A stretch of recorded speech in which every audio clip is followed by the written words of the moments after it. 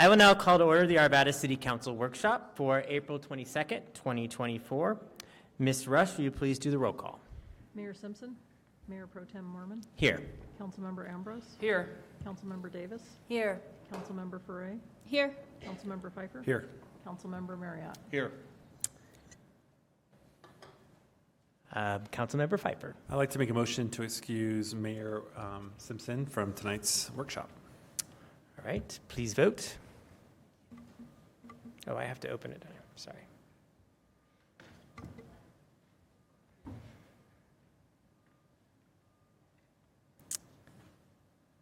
Okay, all votes are cast, and that passes 6-0 with Mayor Simpson absent and excused. And tonight we have a workshop, so we will move into that this evening to get us started. The first workshop on the agenda is the Arvada Sustainability Division updates, and I believe Nalini Margaitis will be presenting.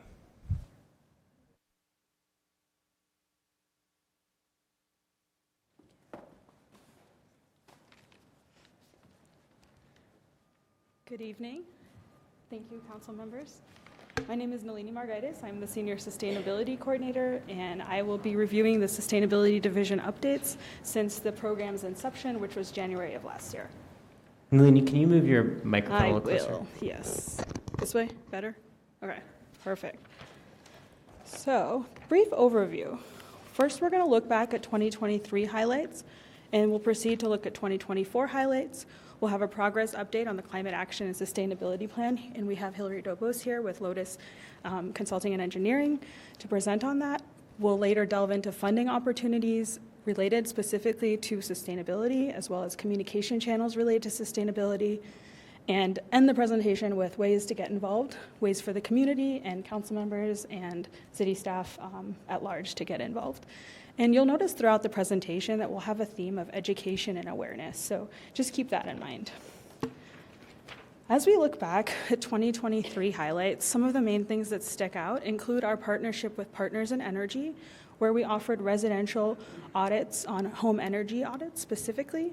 We offered in Q3, we began the program, and first 2 quarters, there were 39 home energy audits, which included audits on light bulbs, weather stripping, faucet and shower aerators, insulation inspection, and diagnostic tests for air leaks.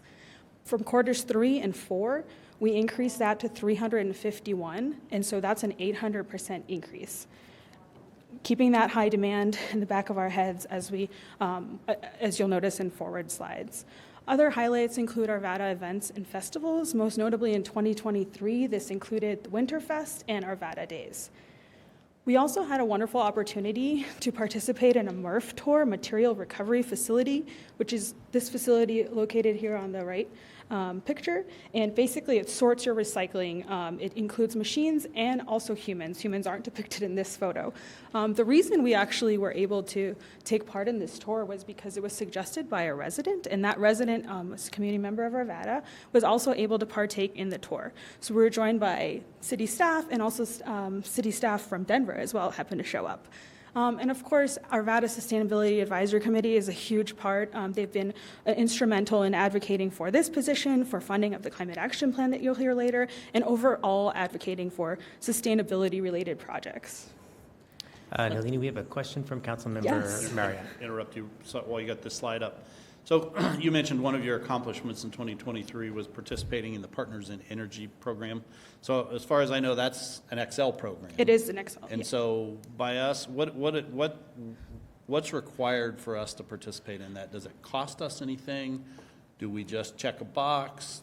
Do we do anything besides just say we participate? Or are we actually doing any of the work? That's what's our all wonderful questions. Thank you. Yes. So to emphasize, it's a partnership with XL Energy. You're absolutely right. The technicians themselves that perform the audits are done through Clear Result. On our side, the city, my position and our communications positions partner specifically to promote a lot of the communications and highlight this, and we'll notice this, we'll review this over on our strategic communications slide. But yes, it is a partnership through Excel. We do promote it through outreach and awareness, and it is at no cost to us. Okay, so we don't pay anything, and all we do is promote something Excel does? Exactly. Okay, Yes. thanks. Okay. So again, as I mentioned earlier, we are, a lot of our theme for 2023 and also carrying over into 2024 includes education and awareness. And so some of the programs include a lawn replacement program that we have in partnership with Resource Central. So the lawn replacement, you might know about this as the turf removal program.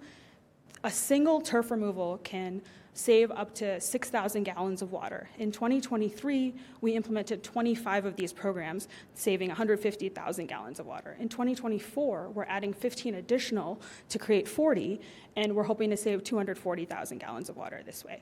Partners in Energy, as mentioned earlier, in 2023, a huge focus was on the residential side. In 2024, we're also including businesses.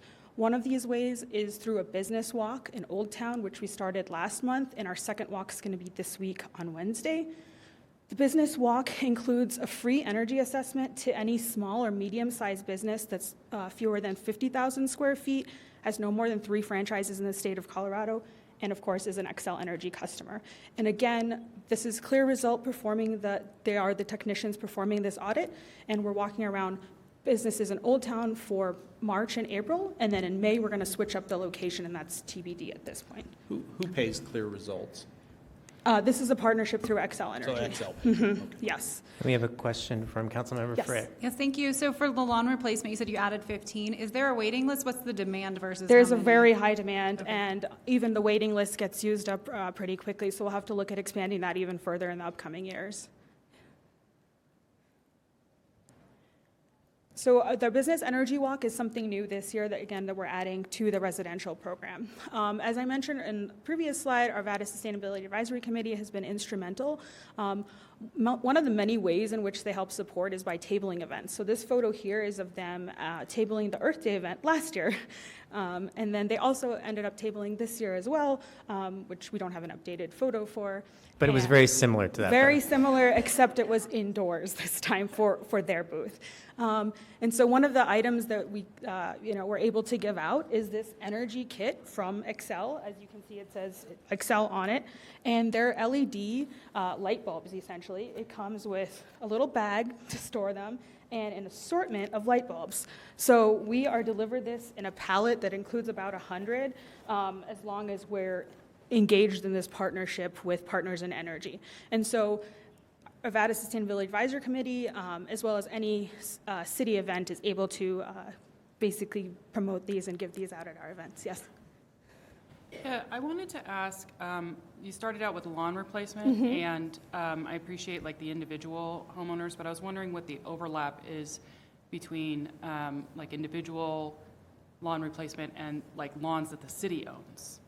And Okay. where, is that part of you, or is that That Anessa's in the is a Parks sustainability Department? thing. It's under Parks, but it's separate Yeah. from the sustainability division. So this specifically is individual, For but I individuals? can Yeah. definitely get back with you on stats, and we can email privately on that. But that's a great question. Thanks. And so another way that our sustainability advisory committee has been helpful is actually through our advocating for our feedback and stakeholder engagement from our climate action and sustainability plan. Specifically, most recently was Kite Fest on April 14th. Many of you probably attended. We tabled with Partners in Energy, Lotus Engineering, and the Sustainability Division. So we gave out 100 of these kits. Once we ran out of those, which was about halfway through, we gave out 75 light bulbs. We also had activities for children. We had coloring books, frisbees, and like little mystifiers, which were perfect for that day.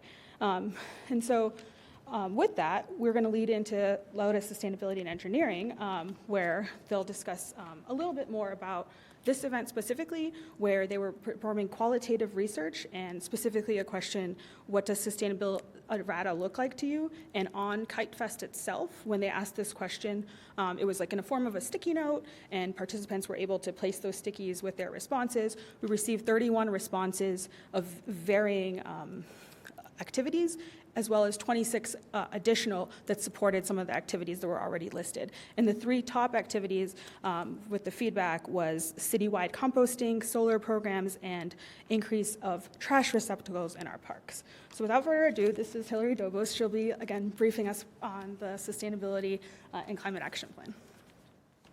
Hi, everyone. Perfect. You gave such great directions, and we're already messing them up. So, perfect. Well, I'm really honored to be here. I'm the president of Lotus Engineering and Sustainability, and I'm also managing this project. On the screen, you will see the goals that were listed in the RFP by Arvada on what they really wanted for a sustainability plan. And while I'm not going to read those specifically, there's several takeaways that we've taken. One is that you guys are really looking at sustainability in a holistic way. So you're not just looking at it through one lens of just purely environmental or greenhouse gas emissions, but really taking a look at it from that economic, social resilience perspectives as well. Also, very clear that you understand you cannot do this alone. You are lucky to live in a region where there are a lot of communities that are doing a lot of sustainability, and they have a lot of lessons learned and a lot of things that you guys can take advantage of. And Nalini has really tapped into that piece of kind of the benefit of being in Colorado. Also, a part of not being alone is inspiring businesses, residents, and visitors to also participate in climate action. So that will be a big part of this plan. And then last, as Nalini will be talking about funding, we're really at this amazing pivotal time where there is a lot of funding coming out of the national and state energy office, where really can actually push your sustainability ahead really, really quickly. So really taking advantage of those, the moment in time that we're in, because it won't be around forever, especially some of that federal funding. So I will go to the next slide. So as for the timeline, we're really just getting started. So we are in what I would call the discovery phase, where we're really getting familiar with all the work that you're doing, also where all the surrounding communities are doing, as well as the state. And that also includes the legislative session that's going on right now. There are a lot of items that are going to come out of that will benefit your community on sustainability. We're also doing a greenhouse gas inventory and what we call gap analysis. So we look at what you're doing, and then we really try to fill in some areas where we think you guys could push sustainability a little further. Over the summer, we'll be taking into account different priorities of the community and trying to weight those strategies. We know that any community has constraints, whether that's money, whether that's staff time, whether it's politics. So we want to make sure to develop and prioritize the strategies based on those. We'll model those strategies to understand how far they'll get you on your greenhouse gas reduction. So say they only get you 5%, you might want to push it further. Or if they get you even further, you can maybe back off a little bit. And then finally in the fall, we'll be developing the implementation plan, where it'll really give step-by-step strategies and actions on how to get this work done. So we're not just handing something over, it's really actionable, and we'll finalize the plan. And so while that's the timeline, really we realize that this is just the first step. Everything in this plan is going to be very, have lots of metrics that will make it sure that Arvada is accountable and that the community can understand what your goals are, and then you can kind of report back how far you've gotten along on those. With that, as for stakeholder engagement, it's really, really fun to do this project because there was a really strong want and interest in doing stakeholder engagement, and we're looking at a lot of different groups. So just the general public, event tabling, the website, a new newsletter, which is forthcoming, but also had quite a few people signed up already. We'll be doing a survey and then an open house.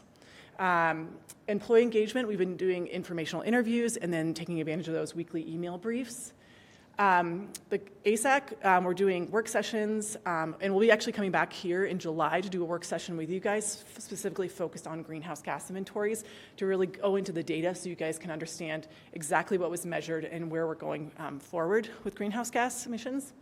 And then we also have a really strong stakeholder group that helps really zero in on various focus areas to make sure that we have a really robust strategies to move forward. We have a question from Councilmember Ambrose. Oh, yeah. Yeah, in this plan, I would like to see a lot of work done, especially regarding infrastructure, because that's where a lot of the federal dollars are for, and that is also where a lot of the infrastructure that the city does have is aging out.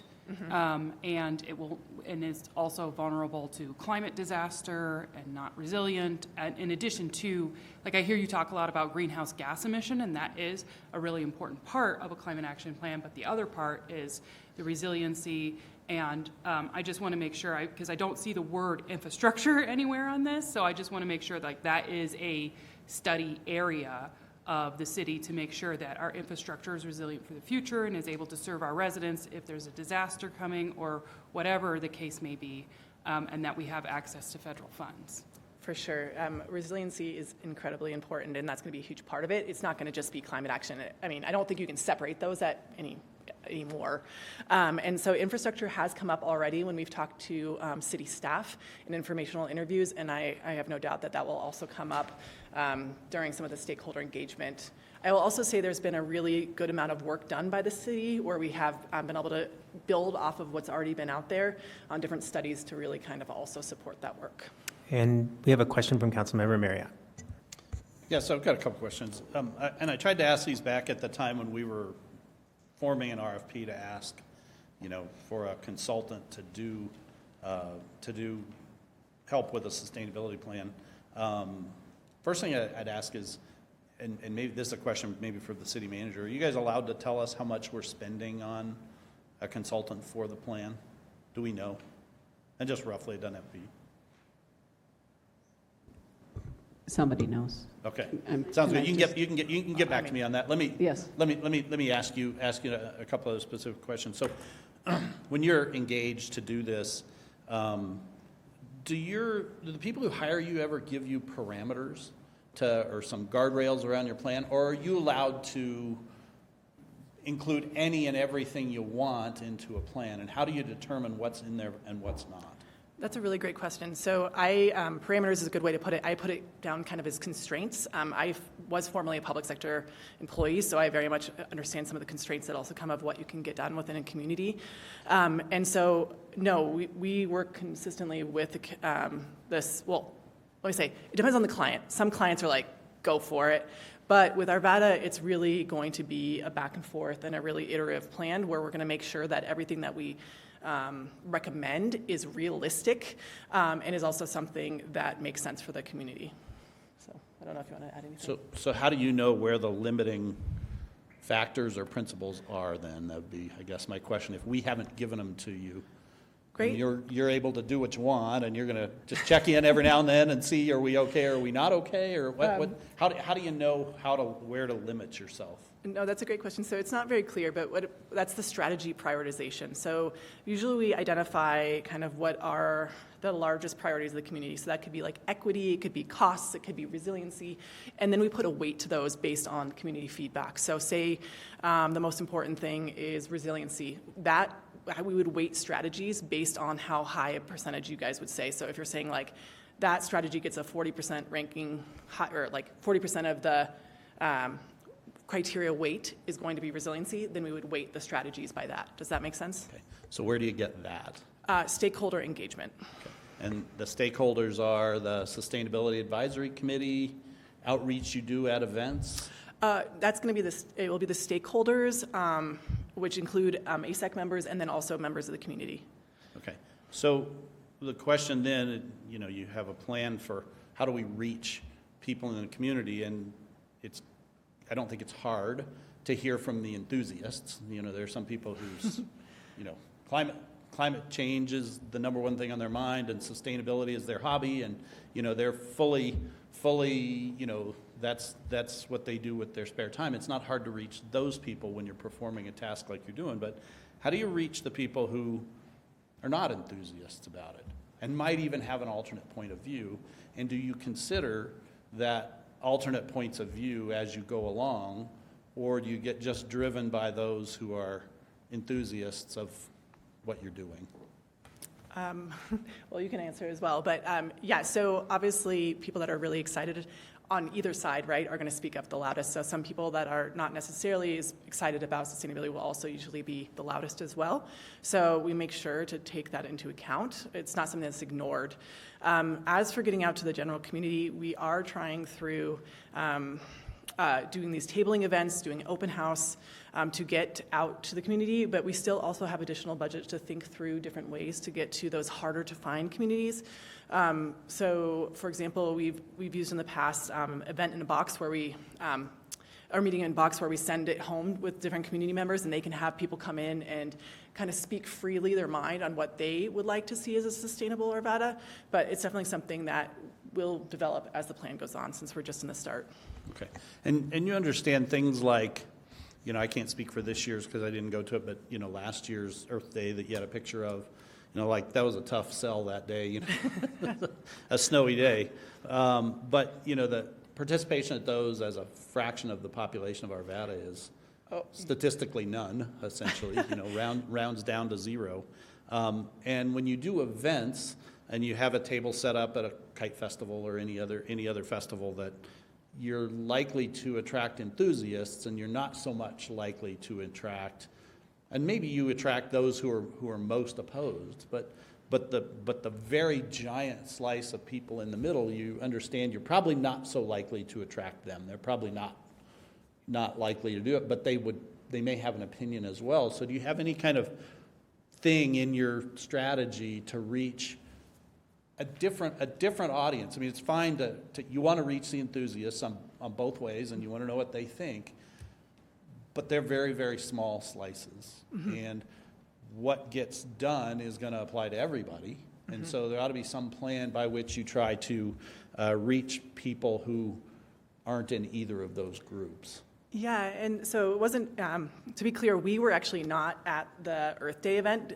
We went to the Kite Festival because we also wanted, it's such a massive festival that we wanted to have a bigger range of stakeholders. We're also going to the farmers market, and then I'm blanking, Arvada on Tap, to also try to reach out to, a larger spectrum of the community.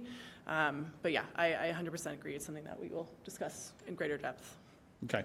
I'd like to hear, whenever we hear the next update on this, specifically, just very specifically, how did you reach people who weren't at a festival, aren't enthusiasts, aren't big detractors, but that giant slice of people in the middle who hadn't considered the possibility that a sustainability plan might take their lawnmower away from them, or those who are in favor of their neighbors using a different kind of lawnmower, or whatever the issue might be. I mean, there's hundreds of different possible actions.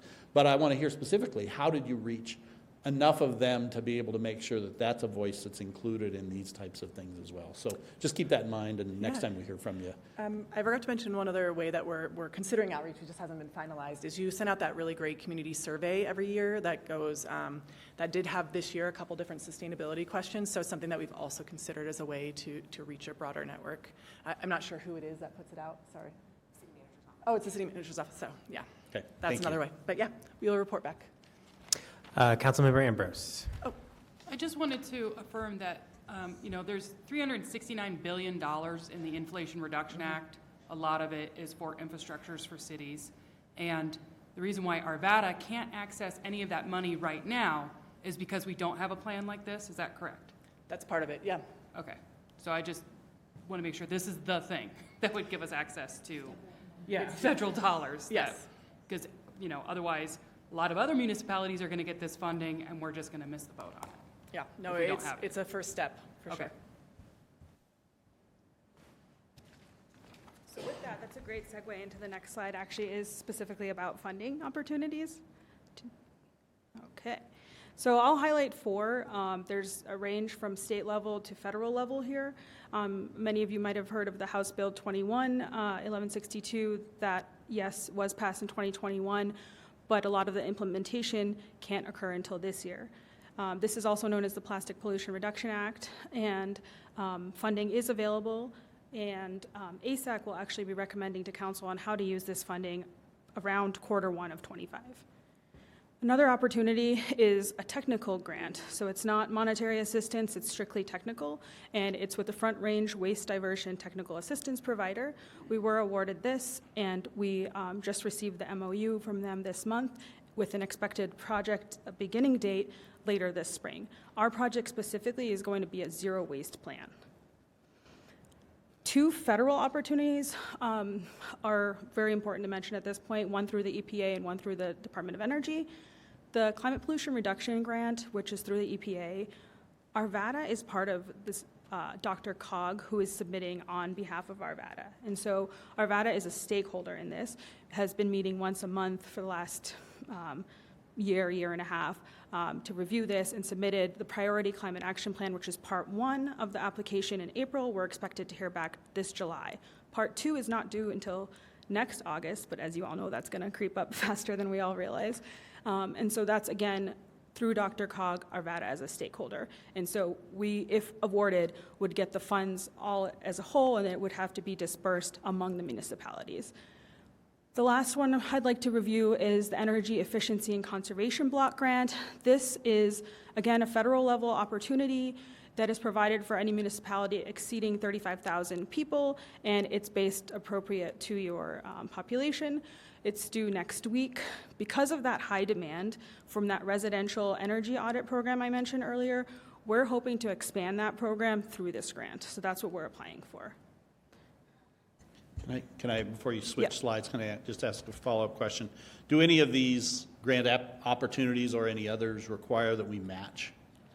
There are opportunities where we match. These ones are not in that category, but that is Do we have others in the pipeline where we are required to match? not in the pipeline, not in process at the moment. Okay, thank you. Councilmember Ambrose. Yeah, I was curious about the funding opportunity that happened with Senate Bill 5, that again had to do with turf. That just passed this past March of this year, and I was wondering if that is being considered or looked at. That is not being considered at the moment. However, it's something we can definitely discuss with ASAC in terms of moving forward with it to Or see. is, sorry, Oh, no, please. go ahead, finish. What were you going to say? I was just going to say, there's certain parameters too with like meeting the criteria, as you mentioned earlier. So. Right, again, because this might be under Anessa's and Parks, because it's applicable to the city property and not to individual homeowners, right, okay. Yeah, perfect. No, it's wonderful that you know about these opportunities. Yes. So again, the next slide is going to be talking briefly about communication channels. So might answer some of the questions you had earlier. So the Arvada report goes out to 65,000 residents for every 2 months. And so residents and business owners. So this is probably the biggest way to communicate to the community at large. If you'll remember, our most recent issue had Earth Day center spread. They will also have a lot of surveys and stakeholder engagement and questions, and so hopefully that will be able to target a lot of that middle ground that we were just discussing earlier that's often neglected at a lot of the traditional stakeholder events. Other opportunities are posted on our website, so we'll have a sustainability page. We have water savings programs, again, some of the programs referenced earlier. Parks, open space, and natural area also there's a forestry page and urban forestry page. Other ways of communication channels specifically relating to sustainability, of course, our email and postal mail. So that plastic pollution reduction ban that was discussed in the previous slide includes a polyester ban, which you may know as styrofoam. And so in order to convey that to business owners, we emailed and sent snail mail as well. Also with the business energy walks, to notify the business owners of the opportunity, we also went, in addition to door-to-door, we also emailed the business owners and sent postal mail flyers to alert them of this opportunity. Our communications team has been amazing with providing videos specifically relating to sustainability. So we have videos after that MRF material recovery facility tour, including the resident who started the whole tour for us, which is wonderful. And then we also have videos on recycling and water savings programs and more to come. So that'll be dispersed through all of our social media platforms.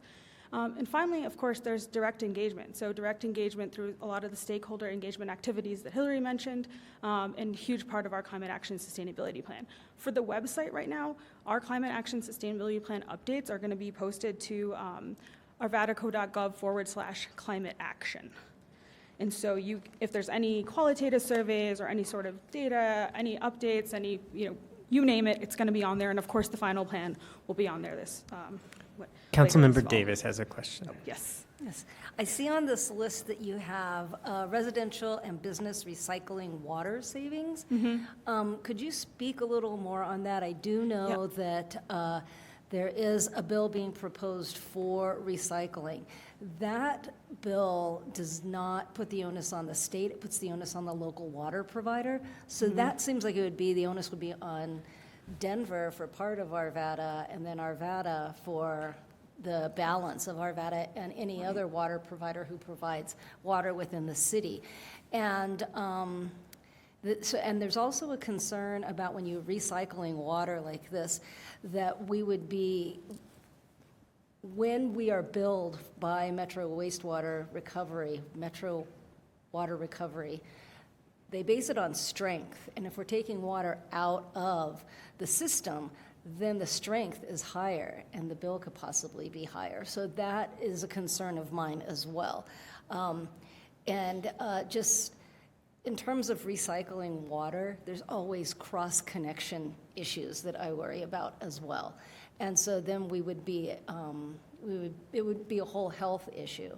So I would like to see more research done on that, more protection, not only for consumers, but also for the city, because that puts a lot of, that's a lot of inspection, that's a lot of testing and analysis that would be on the city. So let's think a little bit about that.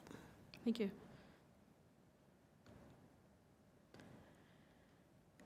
Okay. So ways to get involved. This is an area you might be curious in, and not just council, but the community at large as well. So most importantly, Hillary mentioned the newsletter that's in the works. We're gathering people to sign up at this point. We haven't actually distributed a newsletter yet. And the way to sign up for that newsletter, you can go to arvadaco.gov/sustainability news. That is also linked from our initial climate action page as well. That will eventually send out regular updates on all things sustainability, climate action, again, surveys, data, you name it. The second way to get involved would be through letters of support, specifically for our grant efforts. So a lot of our grant efforts do require letters either from a mayor, council members at large, a city manager, and this actually makes our grants more competitive. Finally, another way that our grants can be more competitive is through participation in regional organizations. I listed one as an example here, the Colorado Communities for Climate Action. This is actually an organization in Colorado that currently consists of about 42 local governments across the state. And it's a coalition advocating for climate policy specifically. So participation in this would strengthen our grants, strengthen our grant opportunities, but also just the sheer networking that is resulted from this can lead to collaboration with neighboring communities within Jefferson County or Adams County or even along the Front Range as well. So looking forward to that. And this basically, again, if you want to just remember that our theme was education and awareness throughout 2023 and into 2024, again, beginning with residential, expanding to business, and now finally, ways for everybody to get involved. So this is just a quick update on what's happening. Again, please check back on our climate action website, again, arvadaco.gov/climate action. And again, thank you, Council, for your time. Councilmember Marriott. So I have a couple follow-up questions. So, we've started this process to develop a climate action plan. Within that, the word action means that we're going to do something. And so the question I have is, do you foresee, or do you plan on, or do you anticipate that the climate action plan will come with recommendations for ordinances that the council would take? It could. New laws to be made. So I hear you say it could, but it could, yeah. We don't know enough at this point in the stage of the plan. It could. That's certainly an option that it could result in, but I can't say with 100% commitment at this point. Okay. Hope that helps. What kind of laws or ordinances could come out of it? Well, this would all be hypothetical. I mean, just because we're not there at this point, but it could, require, increased recycling in certain areas. It could, specific target items in the plan. But again, this is all hypothetical. We're not at the point to say distinctively yet. Okay. So as you go through the process, at what point in the process will that plan have the freedom to either have those types of recommendations, or who will be the the voice that says, no, that's not a good idea? You know, how, I keep coming back to the same thing. It was very much along the lines of the questions I was asking you, Hillary, which is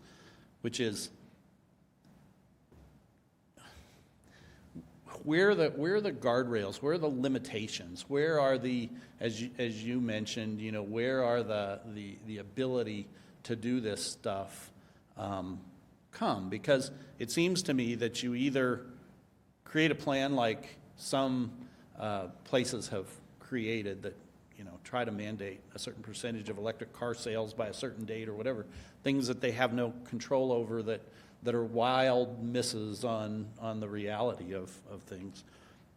Or you end up like other places where your climate action plan is really just promoting Xcel's Partners in Energy plan, and we probably didn't need a consultant and expenditure and all that to just decide that it's a good idea to promote Xcel's Partners in Energy plan.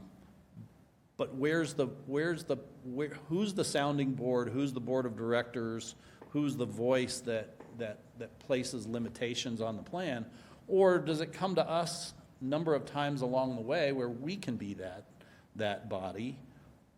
Or how does it happen? Because, you know, we have community members who come sometimes who have, you know, different levels they've decided that climate action is different levels of importance to them than other people, and they advocate for all kinds of things like take the gas out of the streets and no more electric or no more gas appliances in houses, and, you know, all kinds of different things that would be very unpopular with some people, and it's their belief that that's the right thing to do. If those are the people who are writing the plan's going to be very different than if you have somebody else be the limitation. So how or where are you going to navigate that? Where are you going to come up with where's the limiting factor there?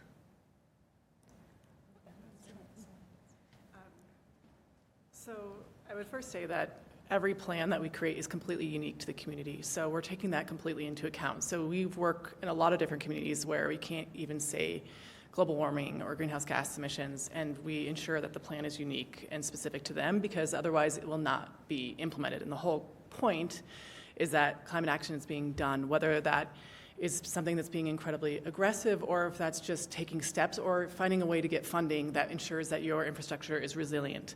We're really taking that into account with any plan that we create. So, I mean, for example, we worked in Colorado Springs, we're working in Oklahoma right now. These are all areas where you have to look at things really differently to ensure that work gets done. And so as for the guardrails, we'll talk about the, as I said, budget, but also one of the things that I did mention is just council too. It's really important to make sure that in order for the plan to go forward, that the council's on board, so that is a piece of it as well. But we can't say any ordinances or anything because we're literally in the very I understand that. You're not that far along, but I think you answered it correctly that it could.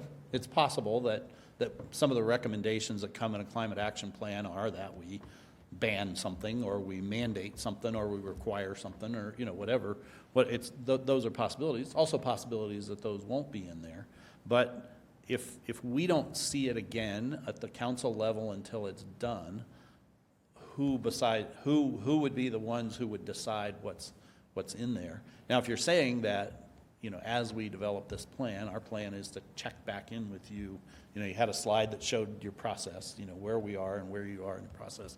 But if that slide showed that we're going to, you know, formulate 20 possible actions and we're going to bring those to city council to get feedback on them before we move forward with the next phase of the plan, and then after that we're going to, you know, narrow those down to this or that, you know, those kinds of things. I would feel a little bit more comfortable about what you're doing. I'm afraid that we see it now. We see it's kicked off. This is the start of it, and then we're going to see it at the end with, you know, now here it is, and, you know, we accept it or we don't accept it or whatever, and it's unknown who the limiting factor was.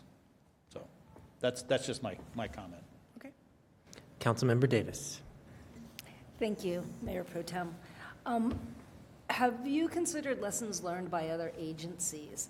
And I used to work for a municipality where we bought a fleet of electric cars, and then the pandemic hit, and nobody used the electric cars, so all the batteries died. And I did not know this, but those batteries only sustain so many X number of jumps before they're no good anymore. And so there we were sitting with a fleet of cars that we couldn't use, number one, or that were not being used. And then also thinking about you have to have charging stations, and if you have 20 vehicles and 3 charging stations, it doesn't work. So I'm just hoping that maybe you're looking over the fence and looking at other people's lessons learned about those types of things. My husband has been looking at electric mowers, and because we wanted to be sustainable and we were worried about the climate, they're $1,400. So, and that's, the lowest one on the Eco was about $400, but it only came with a certain blade, didn't come with the grass catcher. Those are all accessories. And then an extra battery was $300. So I'm just hoping that we are also taking in some practicality and building in practicality into our plan so that that it's equitable and everybody can be included in it. Thank you. We have worked throughout the region, so yeah, we have lots of lessons learned.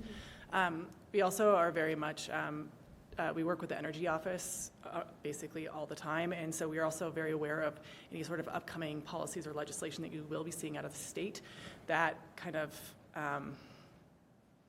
will make the decision for you, less, for lack of a better word, too, on some of these things when it comes to like lawn equipment and stuff like that. So figuring out a way to make it more equitable, huge piece. Huge part. In fact, in addition to the 6 focus areas, we do have an overarching theme of like equity focus, recognizing that the financial constraints and the extreme requests that were part of some of these types of programs. There are rebates available. We're trying to expand the rebates. Part of the communication is to notify the community of these opportunities.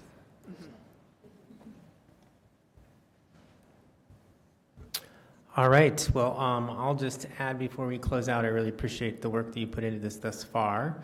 And to say that, I believe that in order for such a plan to be successful, it has to be a community plan. And so I appreciate the work that you've started to engage the community. And obviously, that is ongoing and needs to be as robust as it possibly can. And I think that the guardrails that Councilmember Marriott spoke of is City Council. And so I appreciate the idea of having you come back through the process and checking in with us. And I also want to say that the Sustainability Advisory Committee was appointed by us to advise us. And so we need to utilize that expertise. And as every year we get, I think it's one of the committees that gets the largest applicant pool out of all of our committees, which really shows the great interest in our community.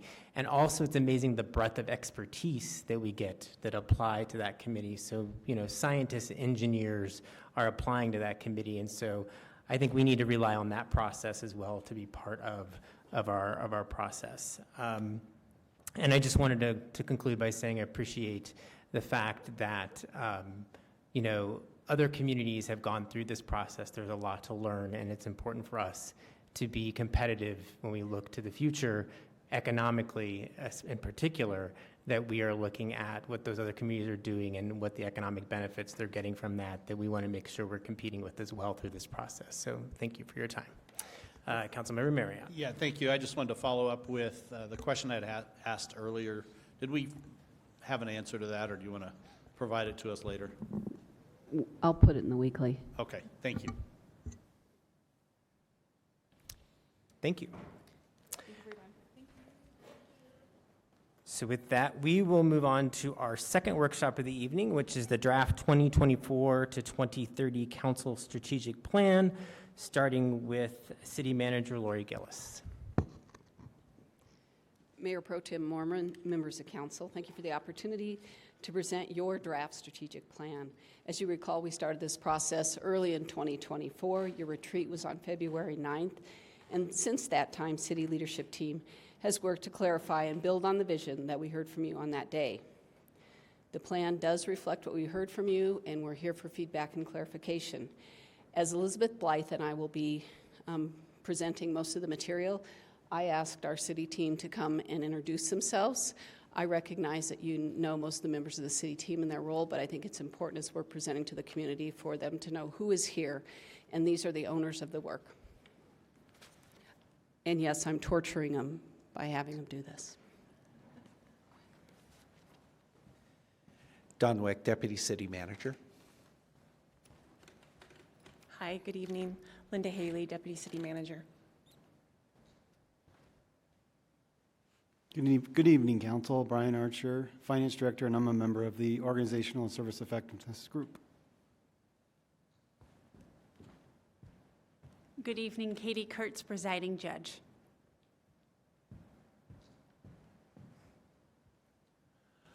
Good evening, Craig Poley, Chief Information Officer, part of the OSC Group.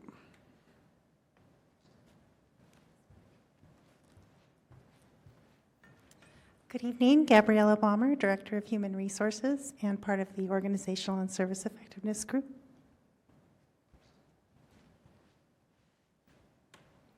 Good afternoon, I'm Jessica Garner, Community and Economic Development Director. Good evening, Jacqueline Rhodes, Director of Public Works. Good evening, I'm Sharon Israel, I'm the Director of Utilities.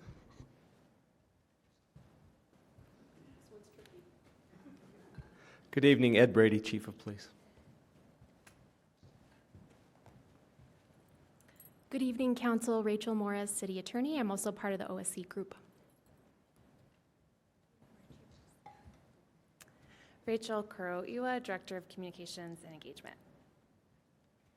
Good evening, Council. I'm Elizabeth Blythe, Strategic Planning and Performance Alignment Manager. Thank you, team, for indulging me with that. I do think it's important as we have the phone a friend model here. If you have questions or need clarification, they will be here to address any questions that you have. As a reminder, one of the main goals in the development of this plan has been to elevate Council's vision in the spirit of policy direction. We've worked hard to avoid tactical action in this Council strategic plan. You've been setting the vision. Thank you. Tonight, we'll go through the history with strategic planning a little bit, where we started and where we've come. We'll talk about this strategic planning process. We'll review, your strategic results and goals, and then we're going to talk about how we're going to be accountable and transparent in reporting on those goals. Again, this document sets your vision. So the purpose tonight will be to confirm that we've captured the vision that you set. We want to provide clarity in the strategic plan structure. We'll walk you through how the document is set up and what are results, what are goals, and then what our internal implementation plan. And we're going to provide you some examples. And then we're going to seek your feedback in the desired results. So a bit of history. The first strategic plan, the 2014-2019 strategic plan, was adopted in 2013. It was the first comprehensive citywide strategic plan. When the plan was developed, there were priorities stated by Council. There were 5 priority areas listed up there. Those priority areas remain, and our organizational work systems have been formed around each of those priority areas. The city services are aligned with these priorities, and you've heard them called work systems. The work systems are designed to support achievement of your strategic results and achievement of your goals. The work systems are the backbone of our organization, providing necessary framework for our success. The work systems are not separate from our strategic vision, but rather an integral part of propelling the actions, the vision forward. When we look at the 2020-2025 plan, in 2019, Council set forth, and we have created we've done some incredible work around and as part of that plan. It's good work that was captured in the summary of the plan, which was provided to Council in January. The document that we provided in January serves as the closing record for the 2020-2025 plan. As we look back, we must also acknowledge that over the past 4 years, there was significant change made to that plan. While it's natural for plans to evolve, the prolific addition of tactics made to the plan, and you can see the resolutions where that plan was modified, it made the plan less strategic and more reactionary. As we move forward, we've incorporated the strengths of the 2025 plan, as well as the lessons learned, to inform our approach for our going forward with our strategic planning. Next slide. So the strategic plan has 3 key audiences. It's you, the council, it's our community, the public, and it's the city team. A new strategic plan has the potential to better serve all 3 of these customers, all 3 of these audiences. In this updated plan, we have emphasized digital and language accessibility to ensure our messages reach all audiences. We've included a glossary, handy links for further reading, and a more about this results section to provide a better understanding of desired outcomes of the strategic result and the goal language. We've also created opportunities for clear alignment within the city team to more effectively implement council's direction. Additionally, we've designed the plan to stay flexible and adaptable for changes in the environment over the next 6 years, the lifespan of the plan. It also is allowing us to remain more accountable to our city mission and council's desired outcomes. Lastly, we've established a transparent and accountable reporting mechanism to ensure that the progress is visual and measurable. City Manager Gillespie, do you have a question from Councilmember Ambrose? Do you want questions throughout your presentation or hold them till the end? Well, if you have questions now, that is fine. When we go through each section, what I'd suggest, we have the 5 results sections, if you'd wait till the end of each section. Okay. Okay. So the question I have now is that you said that the resolutions that were passed kind of made the strategic plan less strategic and more reactionary? Yes. Is that because of the pandemic? That is one of the larger reasons. We were getting different funding sources. We were having different challenges. So that was one of the larger reasons, but I'm reminded when we looked at some of the changes, it was oftentimes about individual smaller projects and ensuring that those were reported on. Good question, though. We've talked about that quite a bit. Next slide. As you know, we have both, the city team and council, has been very mindful of the community voice in development of the strategic plan.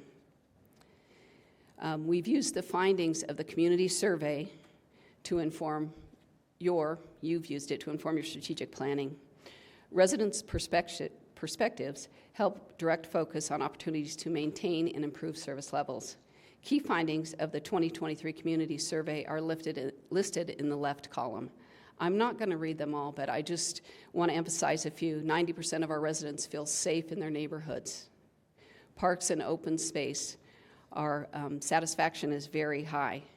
And I also want to recognize that we have areas where we can improve. Management of traffic and infrastructure developments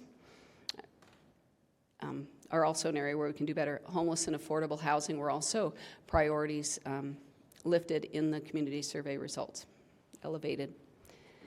On the right, you'll see the chart that reflects council's thinking leading into the strategic retreat. These 4 main categories, transportation, affordable housing, homelessness, and growth management, were top of mind for you after you received the community survey feedback. The other categories included safety, revenue, regional decision-making, and upgrades to technologies and systems. These community voice findings are reflected in the City Council's strategic plan through a focus on addressing homelessness, identifying appropriate solutions to affordable housing, maintaining and improving quality of life and a thriving local economy, and addressing the need for physical and technology infrastructure investments. And now I will hand off to Elizabeth to talk a little bit more about the process. Ms. Gillis, can I just ask you a very quick question on what you just said about the community survey and after the retreat, what the themes were? The one thing that I seem to remember that I don't see really contained in any of these was, I'm not even quite sure how to describe it, but superior customer service with the people we interact with. Is that contained within one of these? As I read the draft, I didn't really see that theme in there anywhere. It is scattered throughout. It is a focus area, so you'll see. We'll make sure we highlight that as we're walking through that. Okay, thank you.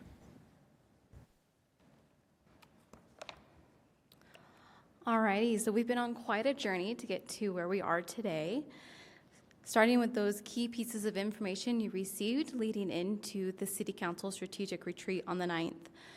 And these were your key sources of input to guide your strategic thinking. They include the summary of the 2020 to 2025 strategic plan, the 2023 community survey update, as well as the budget and financial resilience update.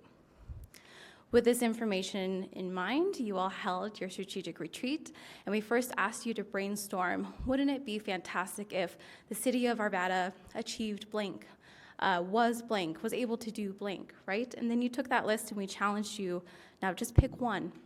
Which one is going to have the biggest impact in furthering our city mission to deliver superior services to enhance the lives of everyone in our community?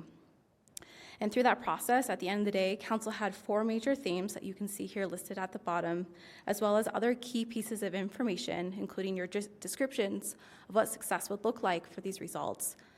And these were used to inform the leadership team's strategic retreat that followed.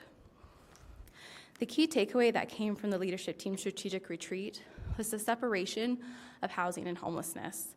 We recognize that they do go hand in hand, and housing is an important part of homelessness, but we wanted to separate them to each have their own focused goals.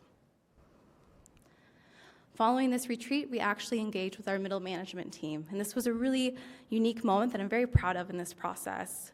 We asked for them to have awareness over the direction that we were getting from council, but two, to provide feedback on how they would align underneath these results and how how they could work towards achieving them. This feedback informed leadership team's second retreat, where they drafted the city goals underneath your results to create goal setting that would allow the city team to progress council's vision. And that brings us to today, your review and feedback of our city council strategic plan, a real down and back up approach that I think is a real strength to the creation of this plan. Between our middle managers, the leadership team you see here today, as well as a team who did an accessible language review, we had nearly 100 city team members contribute to the creation of this plan. So council, this is a simplified version of the framework document you received on your retreat day. The framework for our strategic plan has 2 halves, our external and our internal. The components you see on the external half here on the left side of your screen is what is contained in our City Council strategic plan. Starting with our implementation principles, this is a new part to the strategic plan that is really key and very important. These principles cross-cut all of our work systems and are expected of all of our city team members in the execution to implement your strategic results and goals. They include, first and foremost, being customer-focused, results and data-driven, maintaining a lens of diversity, equity, inclusion, and accessibility, fostering a culture of safety, and being adaptive and resilient, including environmental and, importantly, that financial resilience that was so key to the creation of this plan. We will be reviewing the results and goals in detail, so we'll skip over that for now, but touching on work system services to build off of what City Manager Gillis already previewed. Work system services are those core deliverables provided by each work system that are essential to the city's operations and the achievements of our city's strategic results and goals. Moving on to this right side, and we are going to go into a little bit more detail of our internal implementation plans in the latter half of this presentation, but just to give a preview now. These will be our plans that our robust plans will include SMART goals, actions, and they will be paired with our performance measures, and they will be executed by your city team to achieve your strategic vision. These internal implementation plans are living documents that will be continuously updated to adapt to the evolving environment, taking into account things like changing resources, emergencies, new information, and progressing work. They will be reported on quarterly and annually, and they will be able to deliver on that transparency and accountability that you all expect.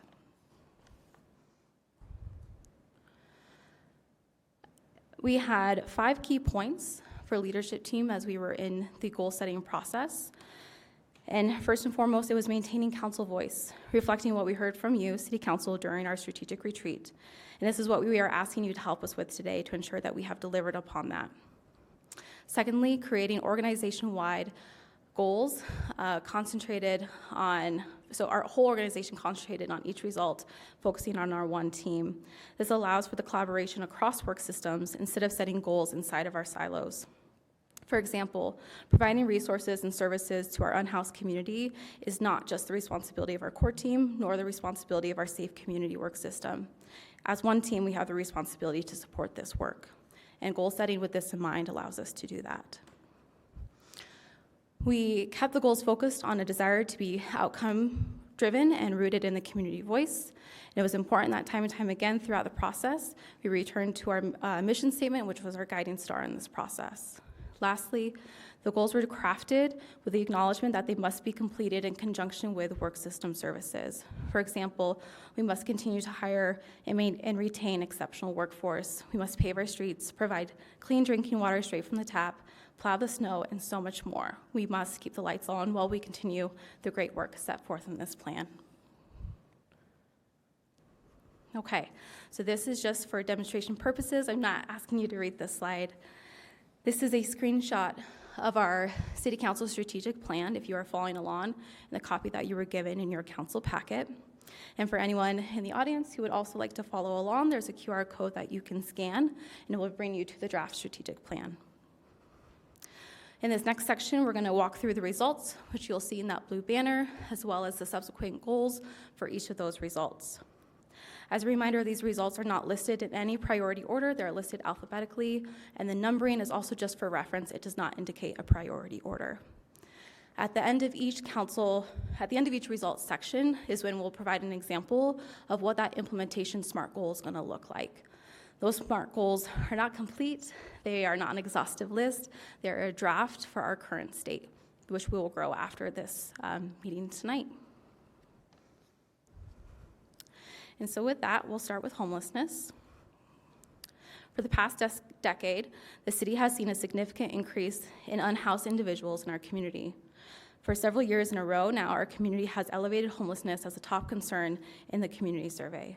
With the number of individuals experiencing homelessness continuing to grow, there is a pressing need to take immediate action. And as such, it was important to you, City Council, that it was elevated as a priority in the strategic plan. Your strategic result on homelessness reads as such: to collaborate and coordinate with nonprofits, local organizations, and regional governments to advance services to individuals experiencing homelessness or at risk of experiencing homelessness. You'll see that result repeated on the left-hand side in blue, and then we'll go through the goals in the white on the right. Your first strategic goal for homelessness is to develop a homelessness strategic plan that will set a path forward to 4th Street outreach, 24/7 emergency shelter, partnerships agreements for the provisions of services, and transitional housing opportunities. The strategic plan will consider the feasibility of and the opportunities for a navigation center. Homelessness strategic goal 2, to be the catalyst that supports partnerships with nonprofits and local organizations and agencies to deliver programs and services that reduce or prevent homelessness. The goal here is to be the convener, tapping, coordinating, maximizing resources that already exist of the good work that is already happening. Homelessness strategic goal 3, research and seek funding options, including grants and regional agreements in support of homelessness services. We do not have a pot of money to draw from to support these services. Additional resourcing must be a priority for this result to be successful. Homelessness strategic goal 4, work with community partners to find a suitable location for the provision of homelessness services outside of Old Town. We are aware of the challenges that exist in Old Town, and Old Town-focused solutions must be evaluated.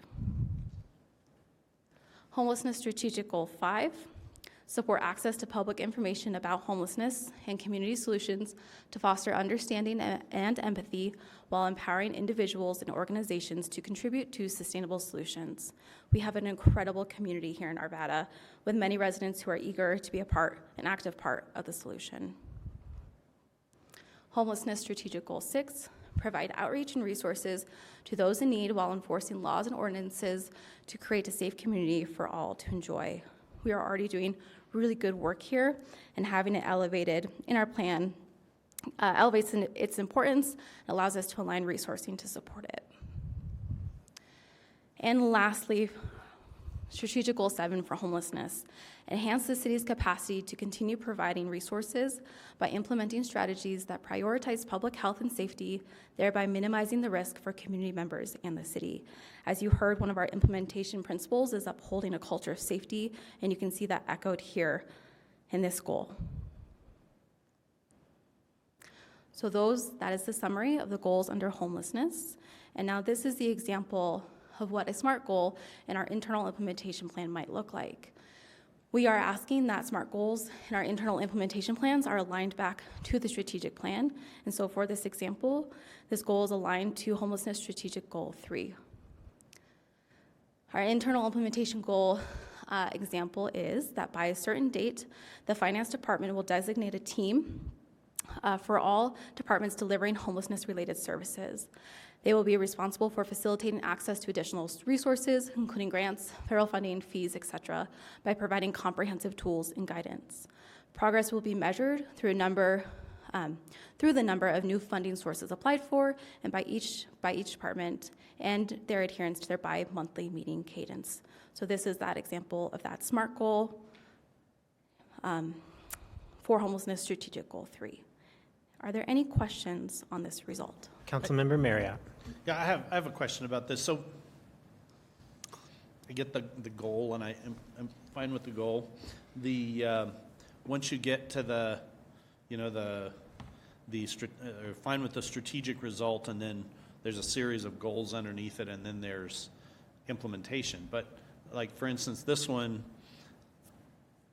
if there aren't new funding sources available, if you're just grading on trying to get new funding sources when they're not available, it seems like this can lead to a waste of time, or for instance, even adhering to a bi-monthly meeting cadence. We could have a single action or two that dramatically changes the homelessness situation in Arvada. If the Rising Church were to leave Old Town, the whole landscape changes overnight, and that could happen anytime.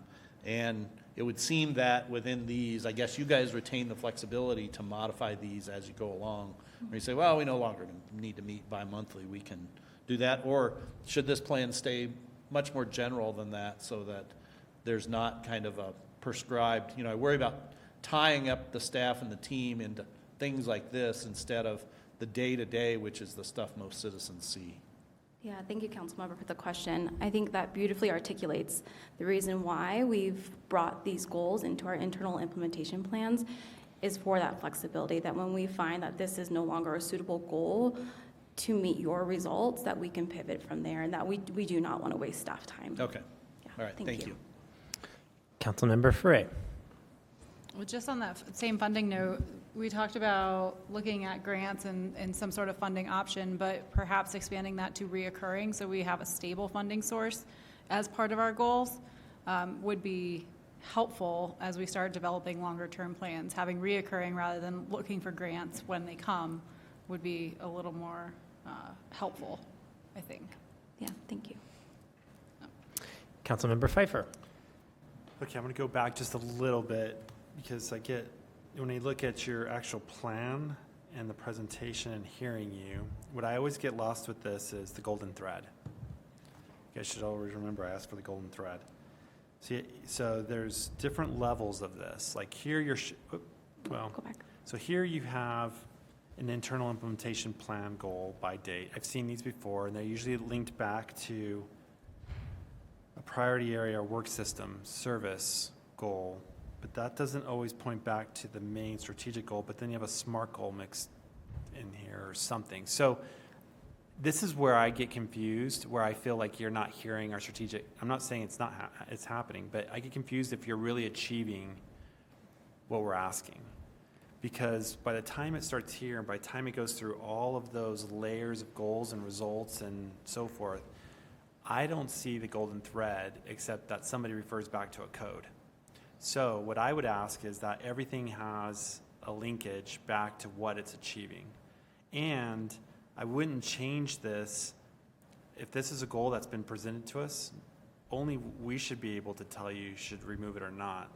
I feel like because you mentioned that if they stop doing it, this goes back to if you stop doing it and I thought you were doing it and now you're not, then it should come back to us as council and say, we're stopped doing this. Do you all agree?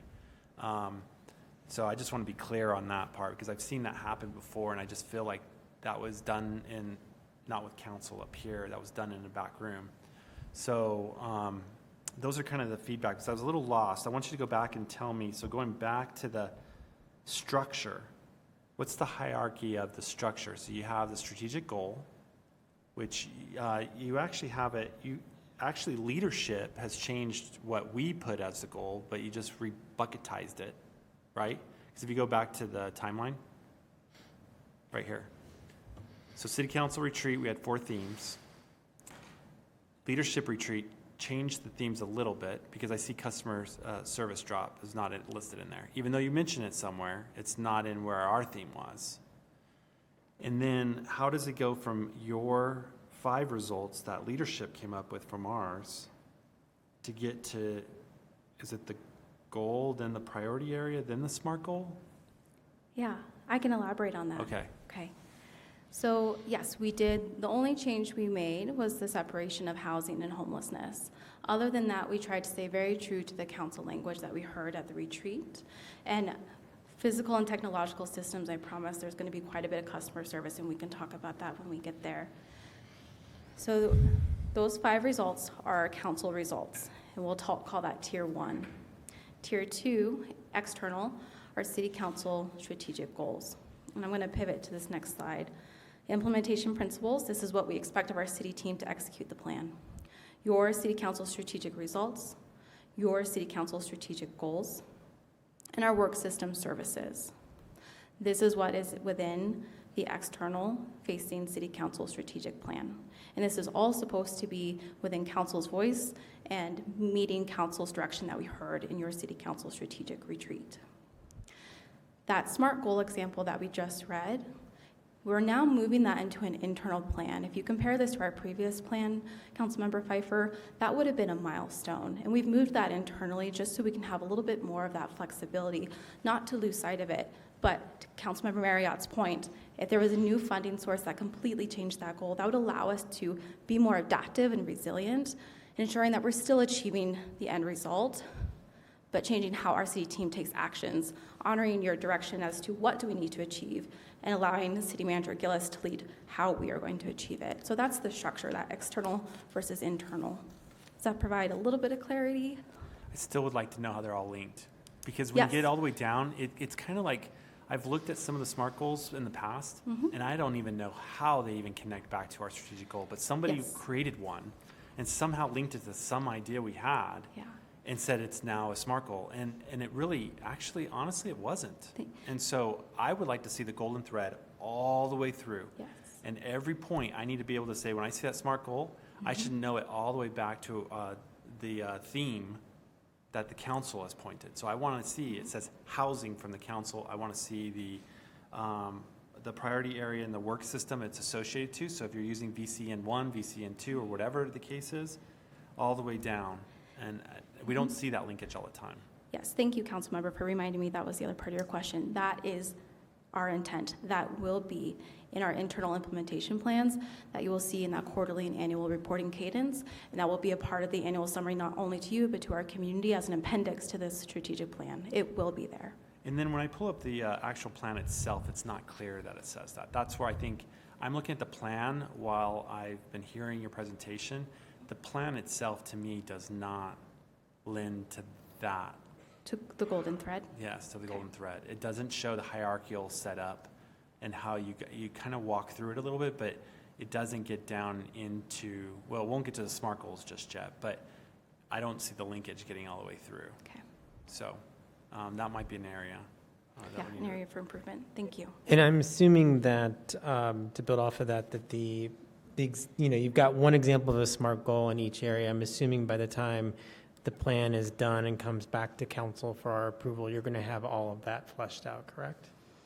We will. We are not bringing the internal implementations back for your approval. We're bringing just the City Council strategic plan back for your approval, but you will be informed of the internal implementation plans through that reporting process. Okay. Councilmember Pfeiffer. So we're going to see the internal after Lori approves it? Correct. And so I just feel like, I know Lori's probably thinking it's operational, Bob, it's operational probably somewhere in her head, but I think I'd like to know the actions that take place back all the way there before they're just approved and saying, just like I told you, there's been smart plans that have no relationship back to the theme. And how do we know that the strategic visioning that we have as council is actually getting to the actionable steps of achieving that? And I stress maybe there's an opportunity in the process that we can look through that prior to final blessing of the draft plan. Okay. So. Okay, I'll have Lori continue on with our housing result. Thank you. I know you're ready to move on from the golden thread, but I just want to, because you will understand this, and this is very relatable, we do have it's in a spreadsheet, but it is a matrix that ties everything together and links up, because it's critical that our employees can see themselves in the work and what it contributes to for the council. And it's the golden thread is you saying, here's where we want to be, and all those steps that we're going to be reporting back to you on are going to show the progress. It's important to us, it's important to you that we're transparent in showing that movement and that progress, and being flexible to be able to adjust if something changes. One more thing, Mayor Pro Tem. I agree, and that's why I think it's important to include us in those smart goals, because if they're changing or adapting or something, we don't know if they're continuing or they got left off, or unless we're constantly managing or monitoring them. It would be good that if they are dropped off early or something, that there's some way of communicating back to us. And our goal tonight is to get your strategic plan approved so we can continue to build those internal implementation plans. We're showing you one example. We're working on them, but before we got too far down the path, we wanted to make sure we were on track. So if we can get the plan approved, I am absolutely committed to showing you those. I don't want council managing those individually. I want council to know the progress that we've made and that we're meeting your expectations. And if there are changes, there would not be any changes to the strategic results or the goals that council sets. Those aren't ours to touch. If we modify the implementations plans, it's going to be because of information that you have, and we will be communicative to changes. And I think understanding what I'm asking for will help you inform how the plan should be written. Because part of this plan is not clear on exactly what you just said. The actual plan itself that's in front of us today. And it doesn't explain those parts. So maybe that does it will feel help better if we can change? I mean, do you understand what I'm saying? Yeah. Okay. Can we add more into the plan around that linkage? That'd be awesome. Well, I think that linkage is tricky too, because they're not numbers and connected like they were in the past. So it is trickier. But I hear you. It's something we can work on. Councilmember Ambrose. Yeah, I feel like a big part of what my fellow council members are talking about is in the feedback loop and reporting part, which is all the way at the end. And that's where I also have questions. Okay. So do you want me to wait to all the way to the end and have you report on that? Or can we bump up that slide and talk about the feedback loop before we go through all the goals? Or it's your call. We can go either direction. If you want us to get through the... Sorry, I stirred it up. It's okay. What's your pleasure? Yeah, could you go through the feedback loop? Because I, new member of council, wasn't here for the other strategic plan and for all those resolutions that passed, and that was something I picked on in your presentation, is that part of the issue with the structure of the previous plan was that every time something changed, like, a pandemic, like you had to come back to council and get resolution approvals. And sometimes, with the pandemic and other things, like, you needed council direction to do that. And so what I hear you saying with this is that this plan's organization, instead of having those milestones that were approved by council that required council input, direction, and process in order to change a milestone, you are changing the milestones now to be an IIP, which is a SMART goal that's internal that makes it more flexible for you all, right? Yes. Okay.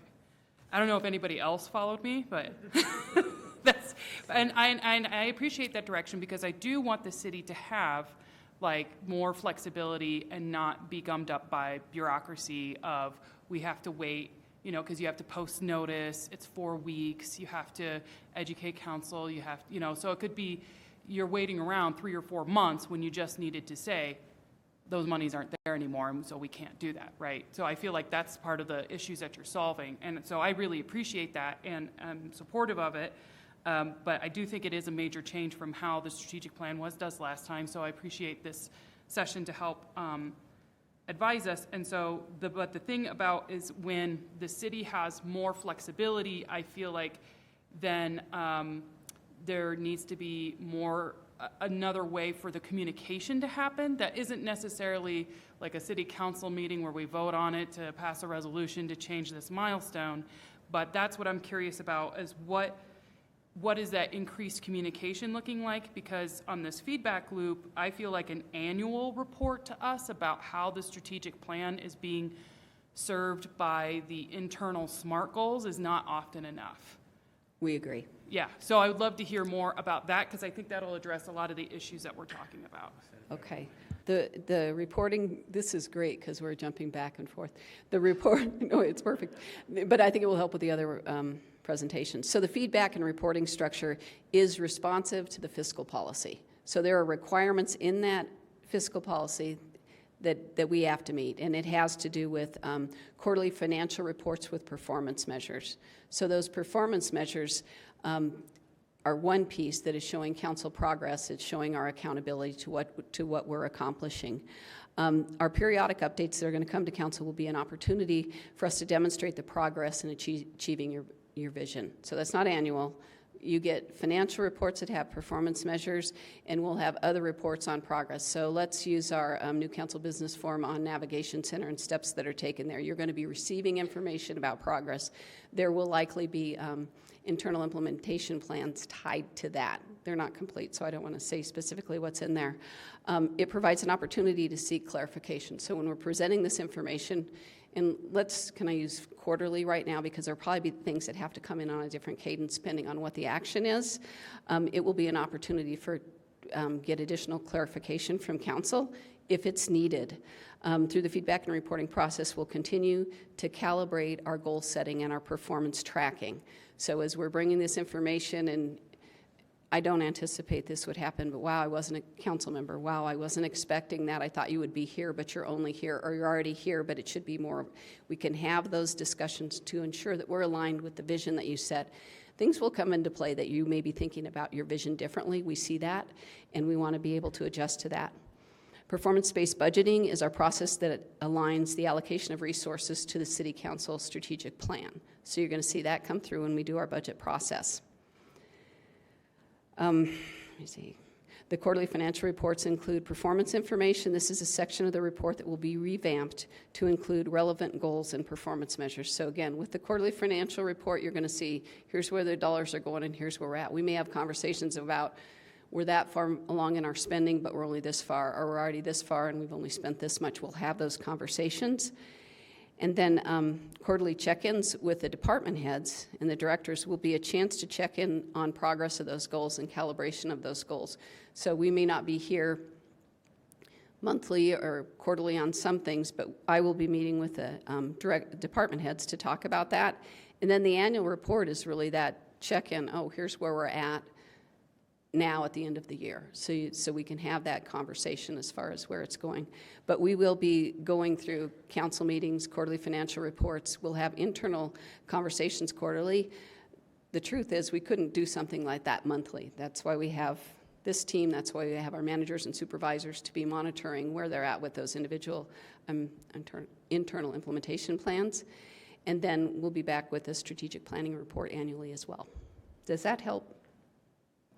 Yes, that helps a lot because I view that the role of council is the fiscal, right, fiduciary. We're the ones who decide how much money is going where ultimately. You make recommendations, but that's on our part. But then the other part is the forward policy making and like the strategic plan setting. And I do agree that I would like a plan that avoids council micromanagement that we see the results of how you are getting to the strategic results, but we're not really in there being like, well, if you hired 6 people on this team instead of 4, like council should not be having that level. So I think it's an appropriate feedback loop. And I'm new, so I don't know how great the old way was, but I'm willing to try this. So thank you. Yeah. Thanks. And there's a lot of things we can look back and say, wish it would have happened this way or that way, but it depends on where we're at and how things are working. But we are committed. We've spent time looking at this vision, and if there's adjustments tonight, we want to incorporate that. And we are planning for how we implement and meet your vision. There's another slide in this section talking about SMART goals. Do you want us to do that really quickly? So we'll finish this section. Thanks. All right, so our implementation plans will be more than SMART goals, and we are building that out. It will be SMART actions, because we do recognize, Councilmember Pfeiffer, I feel like you were alluding to this.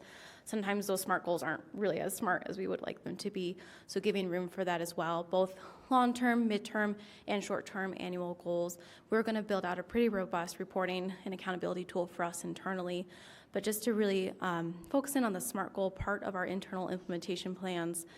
You all are familiar with SMART goals, but this is the structure of questions that we're going to use with leaders and with our managers in our goal-setting process. Is this goal specific to their team and within their scope of control?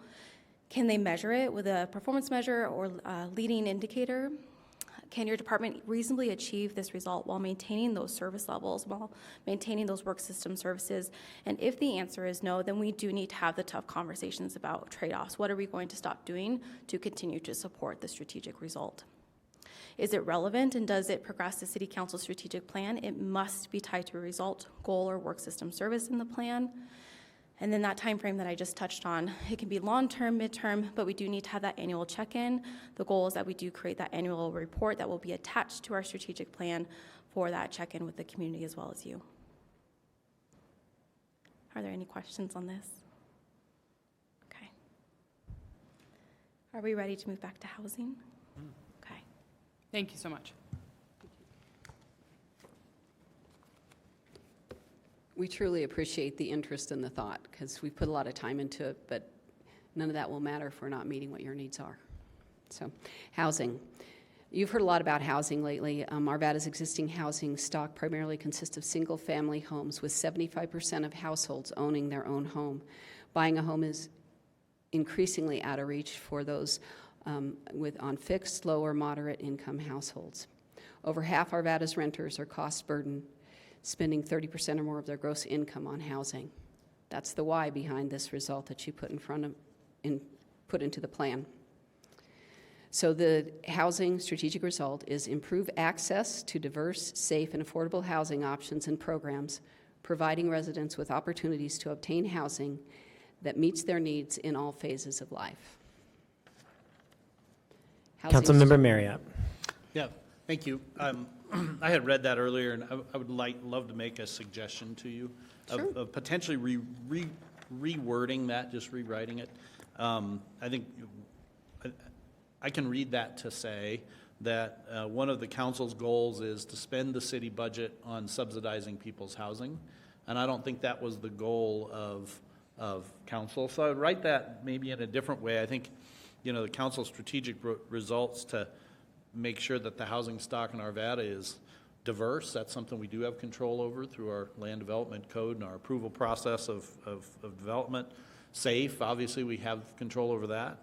And we can certainly have some control over being a convener for housing options and programs. But since the city doesn't own any housing and it doesn't subsidize any housing with city tax dollars, we only pass through federal funds. I'd love to see that worded in maybe a little bit different way, so it can't be misinterpreted. Okay, can just a little bit more so that sure. I think what you're saying is you don't want it to read as the city's responsibility to make sure housing is affordable and everybody has an opportunity for it. That's right. Okay. Councilmember Ferre. I think that's an interpretation of how you can read it, and I think we do have a role in creating affordable housing options in terms of our land development code and what we're doing. So I think that is a reasonable way to phrase the housing strategic retreat, and I would encourage us to keep it as is, because I don't think that interpretation is necessarily accurate. I think there are ways that we can make it affordable without necessarily subsidizing. Councilmember Pfeiffer. Yeah, I was going to say the second column kind of implies what Councilmember Marriott's referring to. I mean, yeah, the beginning of it's not is a little bit different, but I think we do capture what Councilmember Marriott's saying in the second column. So I think I'm fine with it how it is. Okay. And just so I'm clear, I am going to discuss this with the team and see if there's adjustments that don't lose what everybody's comfortable with, but maybe can meet some of what your concerns are. Okay. Housing strategic result, goal number 1. Ensure continuity and consistency of housing strategies throughout the city's foundational and guiding plans and policies. And really this is make sure there's not conflict between the comp plan and the housing strategic plan, really making sure there's alignment. Okay? Housing strategic goal number 2, prioritize opportunities to expand affordable housing options in collaboration with community development and funding partners. And Councilmember Marriott, this partially, this is spattered throughout, but this also goes to the customer service piece as far as working with the community developers and funding partners. Okay. I'm going to highlight all of them. Goal number 3, conduct research and feasibility studies to explore the viability of and opportunities for expanding attainable housing options. Number 4, foster a welcoming community that attracts future housing development and ensures residents feel safe and secure. And this has a customer service side to it as well, and is pulling in the work that will be from our Safe Community work system. Number 5, provide a robust and efficient services that facilitate the development of diverse housing stock. Customer service. Number 6, plan, fund, design, and construct sustainable physical infrastructure to address level of service gaps in underserved areas along transportation corridors. And number 7, provide communication, marketing, and engagement strategies to increase awareness and accessibility of housing options and programs, ensuring residents have increased opportunities to secure housing. And then our example of an internal implementation plan is tied to goal number 6. By X date, update the land development code to maximize flexibility in the use of park development fees and fees in lieu of beyond geographic zones, with a target of X% of annual park investments be directed towards socially vulnerable communities within the second year of the land development code update. Councilmember Ambrose. Yeah, this is maybe a question that's too specific for this presentation, but on housing goal, strategic goal number 5, the diversification of housing stock, do you know off the top of your head what most of the housing stock in Arvada is like as it is? Like, is most of the housing stock in Arvada single-family homes, for example, but is it also like, 20% of it is $1 million or more, 30% is $800,000, that kind of breakdown? Phoning a friend. We wouldn't have that information that specific. We are aware of the breakdown of the housing types. Mm-hmm. I don't believe we've looked at it by price point. So diversification is housing types, not necessarily economic market value. Yes, market value is driven by the market when it's coming in. Right, but I mean, we could say we've sold so many houses over the past 20 years in Arvada at $300,000, so many at $400,000, $500,000, or those kinds of. I believe that is data that we can find. We are not monitoring that right now. And the strategic housing plan is coming? Oh. Okay. I couldn't hear and you did. Good job. Okay. I can hear certain frequencies. I think it's lip Okay. reading going on there. Okay, I was just curious what was meant by diversification, if it just meant like housing type, or if it also meant price entry points. I will hand it back to Elizabeth on the local economy.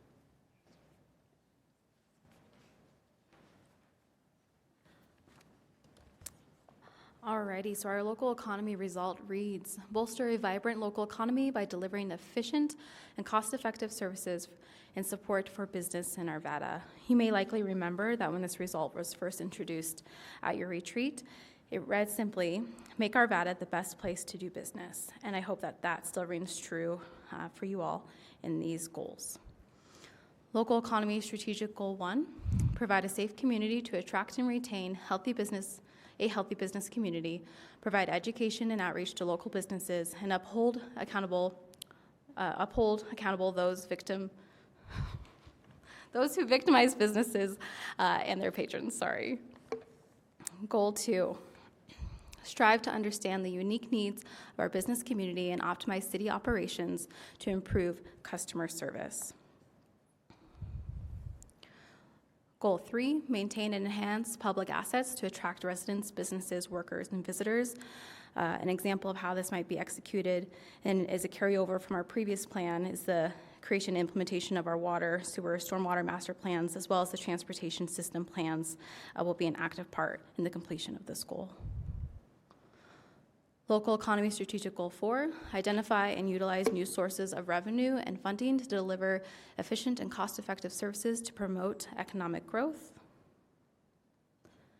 5, maximize the local economy benefit of the city's operating and capital budget through purchasing practices that prioritize local businesses. 6, provide support to businesses to comply with city requirements that also protect the interest and safety of our residents. We heard from you all at the City Council Strategic Retreat that we want it to be easy for residents to do business in Arvada, and this is how we've captured that in this goal. 7, foster a supportive and attractive business environment by continuing to strengthen city, community, and business partnerships to provide resources and support opportunities. AIDA is a shining example of how we're doing this now, and we'll continue to do that. Councilmember Ambrose. Do you want to give the implementation example? Or? Go ahead. Yeah. Okay. So number 4 gets close to this idea, and so does number 6, but one concept I'm not really seeing is taxes. Like, are the city's taxes set up in such a way that it makes it easy, and ordinances, for local businesses to start to thrive, to be benefited? Like, because I felt like a goal that was expressed was like, we want the thumb on the scale for local businesses to do well in Arvada, and local ordinances and taxes are part of that, but I don't see either one of those really mentioned explicitly, and is that intentional, or what's the thinking on that? So just clarifying, there's the customer service component.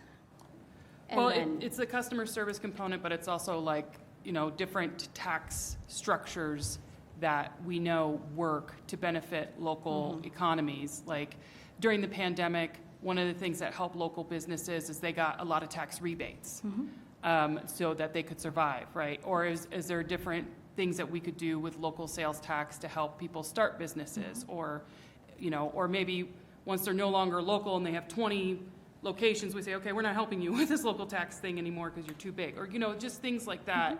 And then also, I think Councilmember Marriott's point is like making sure that the ordinances are not too onerous, and that we're doing our best to resist, the federal or state ordinances that would cause undue burden on the business community.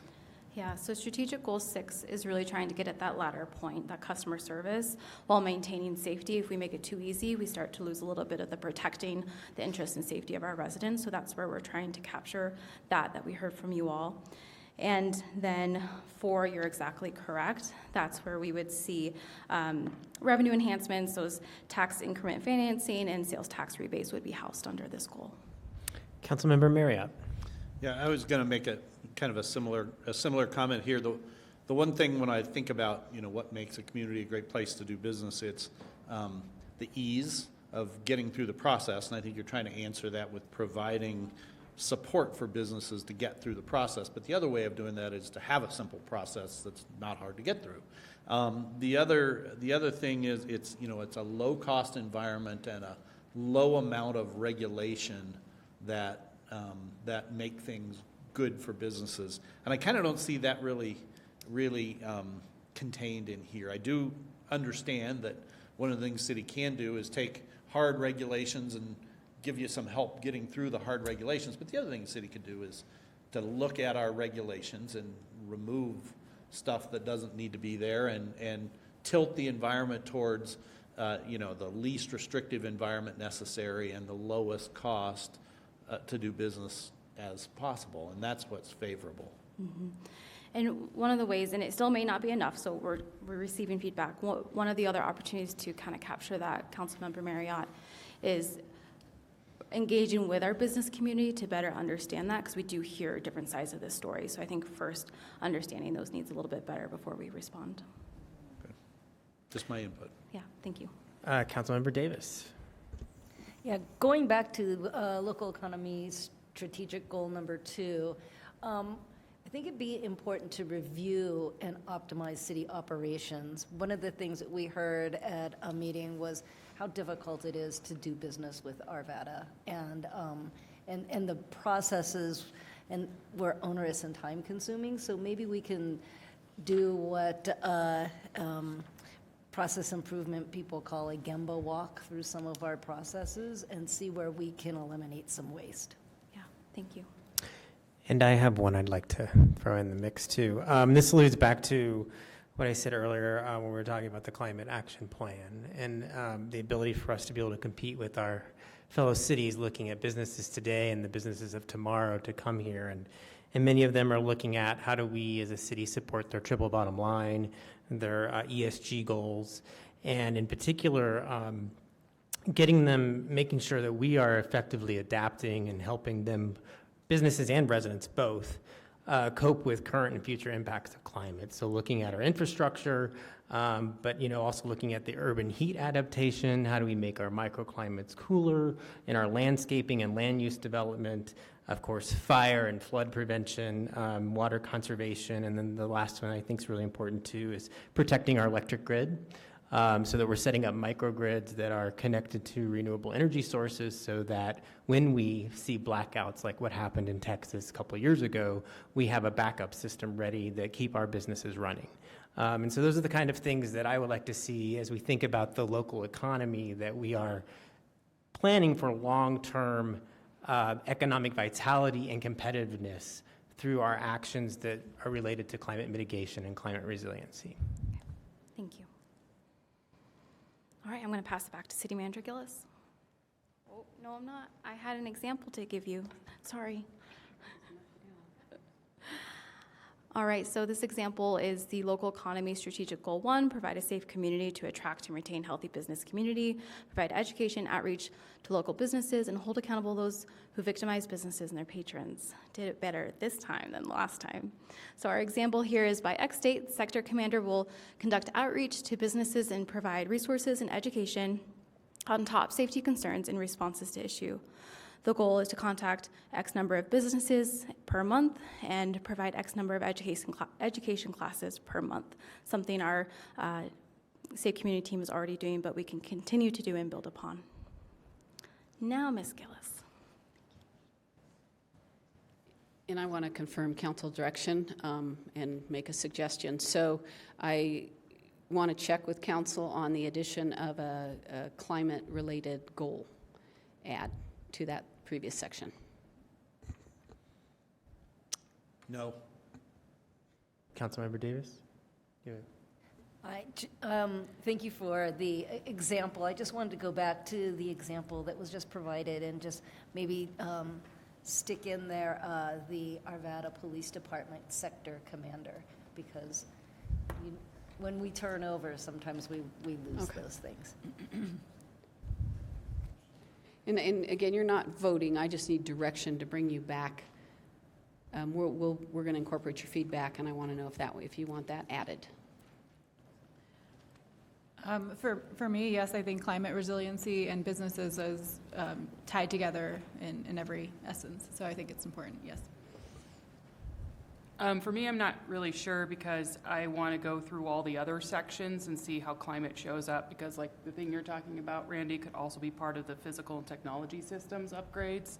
So I just don't know where it lives currently in the plan, so I can't really say it needs to be in this part. Okay, because the other option, we can craft it, and then when you approve the plan, you can take it out. I mean, we can go that direction too.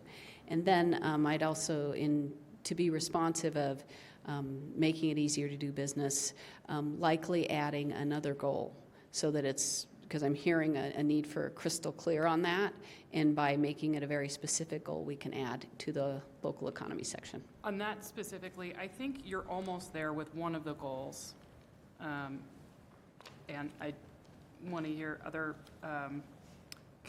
council members weigh in, but I think just strategic goal 6, because that's where you were saying that, you know, that's where we're trying to have the balance, right? Because, oh yeah, if we make it totally easy for any business to open up a food truck and we just remove all food safety requirements, you know, and a bunch of people get sick, right? So that's the tension between like making sure people follow requirements and follow through with all those things and making sure people are safe, or they're just like, don't eat anything in Arvada. You know, like we need to have that balance. And so I feel like strategic goal is that, but could be reworded to make it much more clear that we want to make it as easy as possible for people to do and to have it as least regulatory burden as possible. Just so you know, Commissioner or Councilmember Ambrose, the city doesn't have food safety ordinances or enforcement or inspections or anything to do with that. I'm not sure exactly what regulations it is that you're talking about then to make it easier but also safe, but I just gave that as an easy to access example of the kinds of tensions or balances we're weighing. Okay, and I think, I believe we've heard from all of you, so we should be good. And I'll bring it back and put it in, because I appreciate the points that everyone's making there. Can I weigh in on that, though? Oh, sorry. I don't think it should be there. It should be probably in quality of life if you're going to do that. And second, I think there needs to be further discussion around sustainability, and here's why. Because when you say, give an example of, I want to be careful putting that in as a goal. If you say you want to reduce the surface heat and reduce water, but you can't have tree canopies because you're going to use water, it's a really deep conversation around what is our goal. And I don't think it's appropriate just to put that in there because, like for me, I want tree canopies to reduce the heat and have nice walkable communities, but that takes water. And so we contradict the water conversation.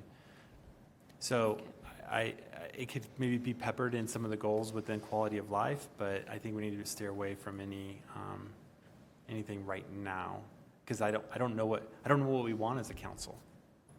So okay, around. Well, I have around like that. 24 ears listening, so I think we can probably incorporate and see. And I hear you on that, because you were talking about the sustainability. Yeah, the correct? you asked the Thanks. question, and we were starting to go around. I think if we were I adding that skipped as a you. goal, and I was hoping just because I'm on this end that I'd eventually get to talk, but.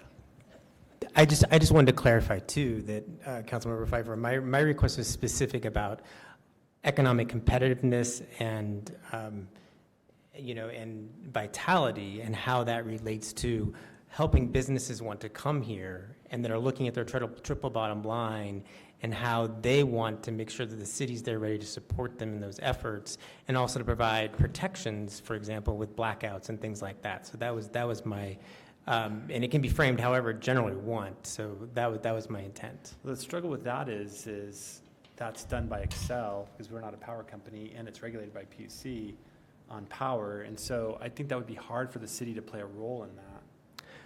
Well, the cities are. I mean, they're helping get microgrids set up, and so there's grants out there that the Colorado Energy Office is helping cities do just that. I think we need more. I need more understanding before I can support that. I don't understand that program yet. Okay. I'd like to propose that you do craft something related to council members, Mormon's suggestion, and then like you said, we don't have to take it. We can say, nope, this is actually not in this section, or cities can't do that, or we say, yes, that's a good thing. So, because your question is, should you add something to be considered? So yes, I think think you should.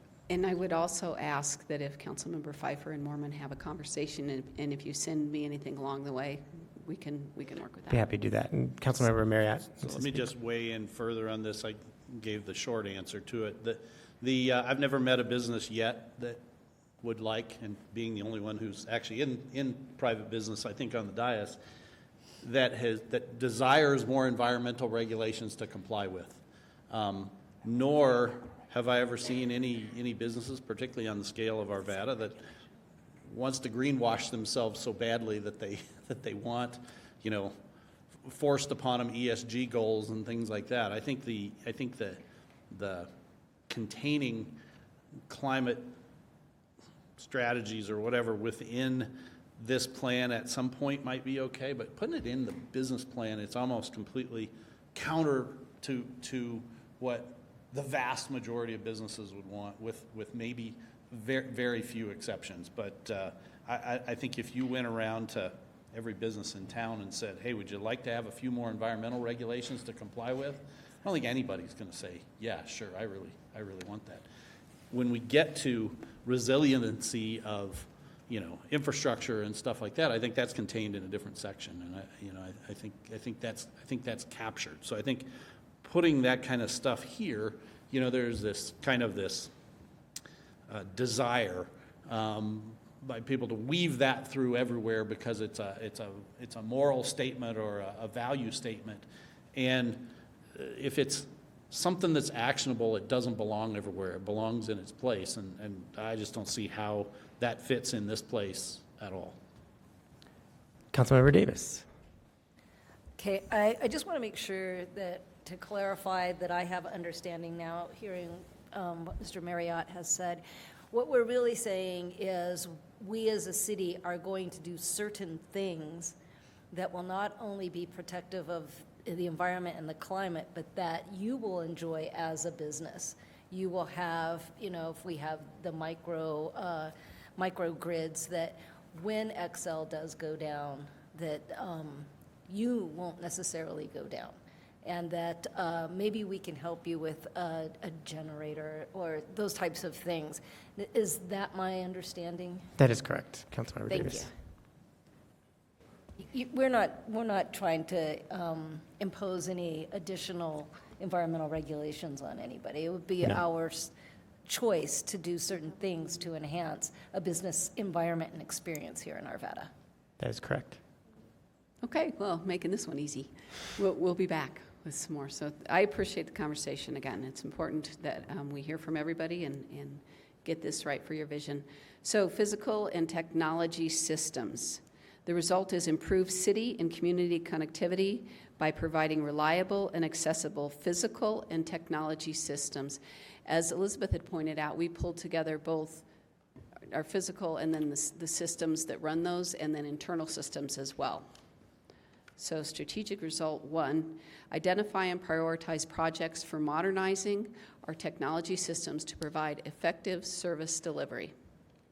So that too gets to our systems and how we're working. We know our ERP system that we're implementing will take a step in a positive direction and help us streamline some of our processes, along with other systems we need to replace.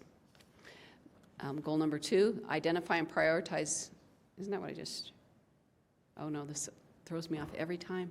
Identify and prioritize projects for modernizing our physical infrastructure to maintain and elevate service levels. So first one, technology. Second one, physical infrastructure. I think I'm going to have to separate them, though, because every time I jump from one to the other. Goal 3, improve internal and external accessibility information, programs, and systems and services. 4, ensure all physical and technology assets support reliable safety response, emergency preparedness, and city and community resilience. 5, ensure the security of physical and technology systems while also investigating and holding accountable those who put our systems at risk. And the biggie is really close infrastructure deficit and funding gaps.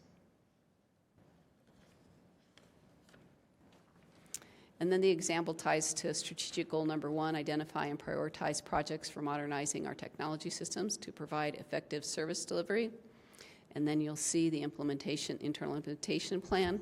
By X date, implement a plan to enhance the reliability and user friendliness of the development software, resulting in an X% reduction in user-reported issues and an average user satisfaction score of at least X out of X. This is where we want to, you can see us measuring that project to improve that development software system. Councilmember Ambrose. Can you talk more about Goal 5 in holding accountable those who put our systems at risk? I mean, is this things like, you know, we want to make sure the people who drive the plows overnight during the blizzard don't fall asleep, so we have a bunch of, you know, safety protocols and consequences if people don't do that well? Or are you talking about cyber criminals? Or are you just talking about, is this police related? Like, yes. Very curious. Okay. It's to be broad enough to cover all of that, confirming? Yes. But good for picking up on that. Again, these trying to be broad, you'll see in the internal implementation plans to drill down on that. Okay.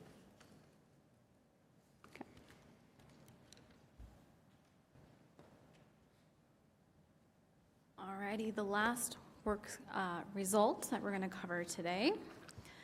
The result language reads, to foster an accessible and inclusive community that preserves and improves quality of life and ensures a safe and thriving place for all community members.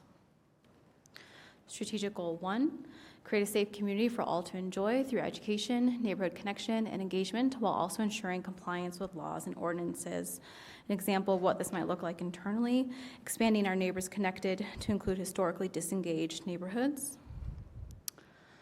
Strategic Goal 2, take care of our community by continually improving and adapting to the changing needs of our community members and environment.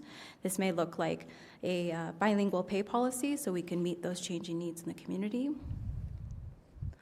Goal 3, strengthen community resilience and well-being by proactively collaborating in emergency management initiatives, ensuring preparedness, effective response, and swift recovery. As our climate variability increases, so does our risk, and we need to be prepared for that. 4, prioritize policies, practices, and projects for the development that protect and sustain a high quality of life for residents and businesses. 5, provide equitable access to the natural environment citywide and preserve these amenities for future generations to come. You saw on that community voice slide that our community is continuously very satisfied with our parks and open spaces, and this is an opportunity for us to continue to do that and preserve that for the future. 6, engage with the community in meaningful opportunities to share their perspectives and values on decisions that affect them. A great example that is forthcoming is the Taste and Talks that's going to be hosted and led by our Community and Economic Development Director, Jessica Garner. And these will be opportunities for that neighborhood-focused community engagement as part of the Comprehensive Plan Update project. And lastly, here is the goal example tied to Strategic Goal 2. By X date, deliver infrastructure projects to increase accessibility throughout the city by implementing the ADA transition plan. To measure this goal, the city team will record and report the total number of identified barriers and the total number of barriers removed on an annual basis.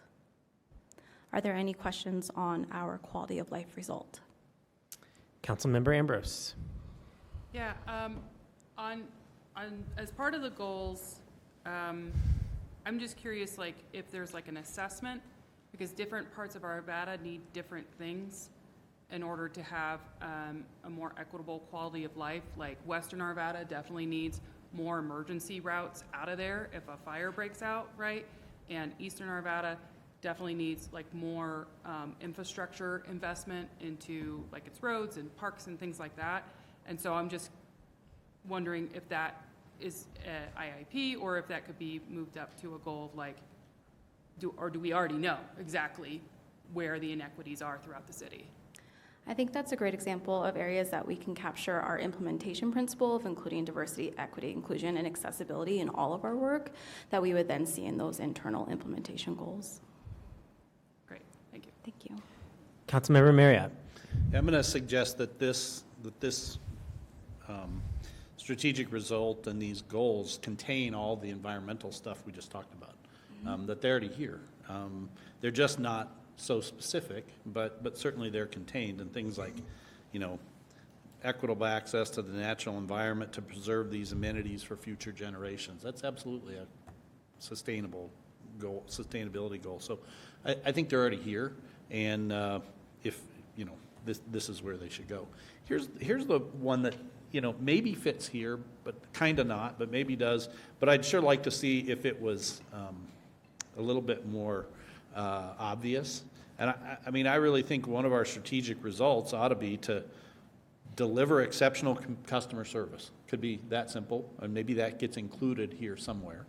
And to not just take, the strategic goals could be things like to not just compare ourselves to other governments, but let's compare ourselves to the best customer service organizations on the planet and try to be that. And we could have certain actions we could take, like look into the possibility that a human answers the phone when it rings at City Hall, or look into, what Mr. Pfeiffer bring up, automatic billing for your water bill, or, there's all these small things along the way that are where we as a city government touch our residents. And, when they go to Chick-fil-A, they get an amazing customer service experience, or you go to Costco and you get an amazing customer service experience. And I think it's worthy for us to have a goal of delivering that same customer service experience to the places that we touch our residents. And so whether it gets contained here or whether, I think it would be great if it were more obvious. And I think it's one of the more tangible things that can be in a plan like this for the city team to dig into and do. I mean, you can look at that to do it. And it's interesting, we put it in a lot of places. Our waste hauling plan has in there a performance measure for the contractor. They've got to have a 99.1% accuracy in their pickups, or whatever, phone calls. There's all these things everywhere, and I think we ought to have something like that in our strategic plan, that our residents can believe that their local government is trying to interact with them the best they can. Councilmember Ambrose. Can you talk more about quality of life strategic goal 6 of engaging the community more? Like, are there some, I know this is going to be in the internal plan later, but like some of the things that you'd like to do or like to see that this is really of interest to me as a representative, because I feel like that's part of my job too, is really to make sure that the constituents that I serve can get what they need from the city, and that I'm always considering them as making decisions, right? So I'm just curious about how the city is thinking about that. Yeah, and I'm going to welcome our Communication and Engagement Director, Rachel Kurowiwa, to answer that. Yeah, so we have our Speak Up Arvada platform, which we recently switched to a new software that allows people to participate not just online, but they can also participate by phone. So you can call and just leave your comments by phone, and you can also do that by email or text. So we've expanded the ways that people can provide input when we have engagement opportunities. Some of the things we have on deck are continuing our transportation system plan. We'll have an additional round of engagement. We'll have the community survey, as we do every year in October.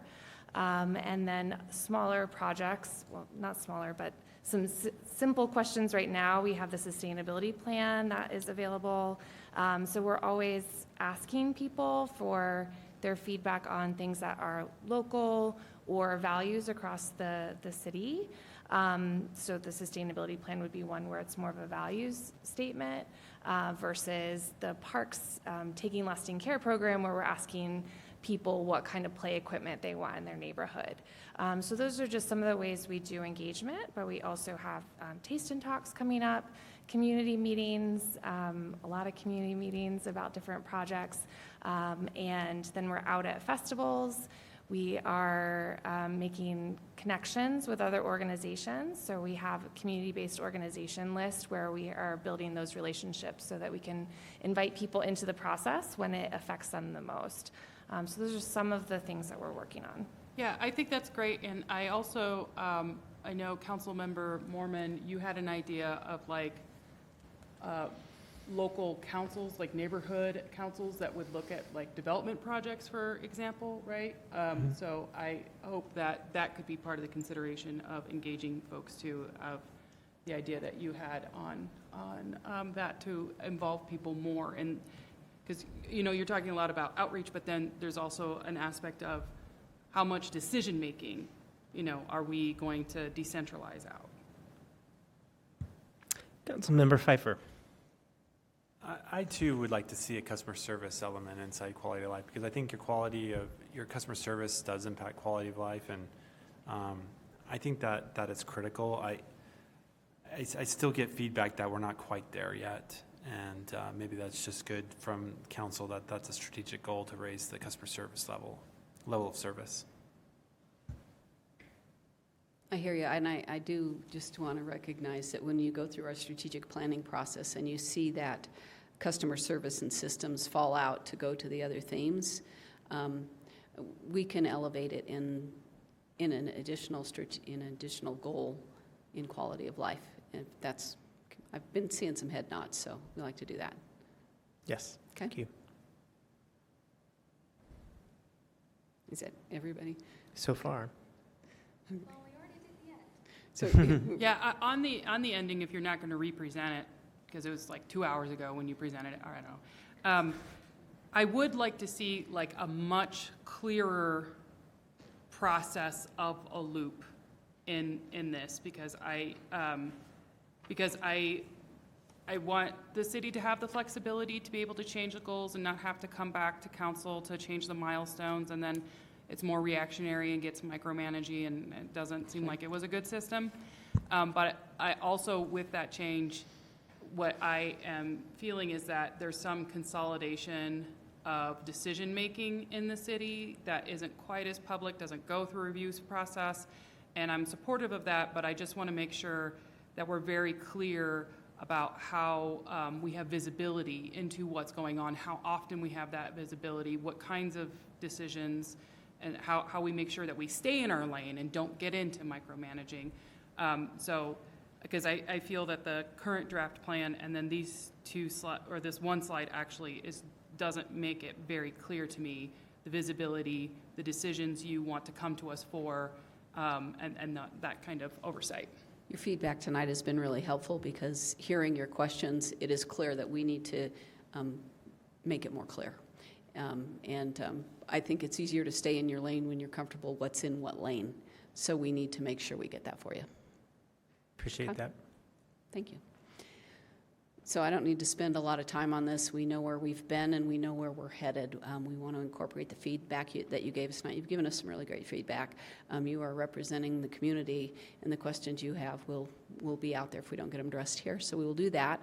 The timeline to get it back to you, we had a pretty quick turnaround. I want to check with the team tomorrow and make sure that we can hit the timelines and get you what you need. The adoption was supposed to be May 6th, is that right? May 6th, but likely now May 20th. So likely now May 20th, to make sure that we have a chance to run stuff back past you before we bring it back, if that works for you all. And in the meantime, with this direction, knowing what the changes are, we'll be able to advance our internal implementation plans. So I think we are in a good place. Team, do you have any questions? They're going, we talked about this 2 hours ago. So, we will get you what you need. And in the meantime, certainly if you have other questions, send them my way so that we can be prepared to address them as we move this forward. I believe Councilmember Pfeiffer. So some of my criticality and tactical questions is because of lack of dashboards last time. So where are we at with dashboards?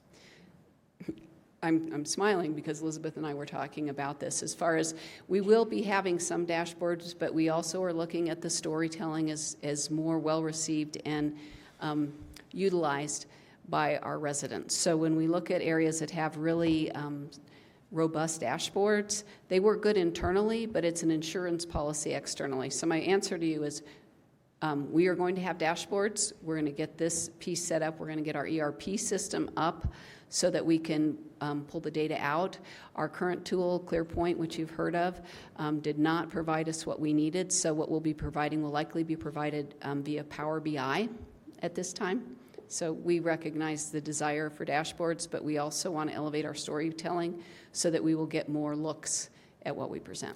So when we get to that, if you're using Power BI or whatever software, my envision of a dashboard is there's the strategic goals, the results, the drill down. I just was going through the whole linkage. That's the storytelling we need to show our constituents and ourselves, that we show how it's all linked together through your storytelling, through your dashboard. So, I mean, we've done this is what, the third time I've been around one of these, and we have not been successful in the dashboarding. So maybe this time we can try to get something up that would maybe help me with some of my golden thread concerns. Yes. Perfect. I'm not in disagreement with you Yeah. at all. Yeah, thank you. Any other council questions or comments? Okay. All right. Are there any additional staff updates? No. All right. Well, with that, we are adjourned.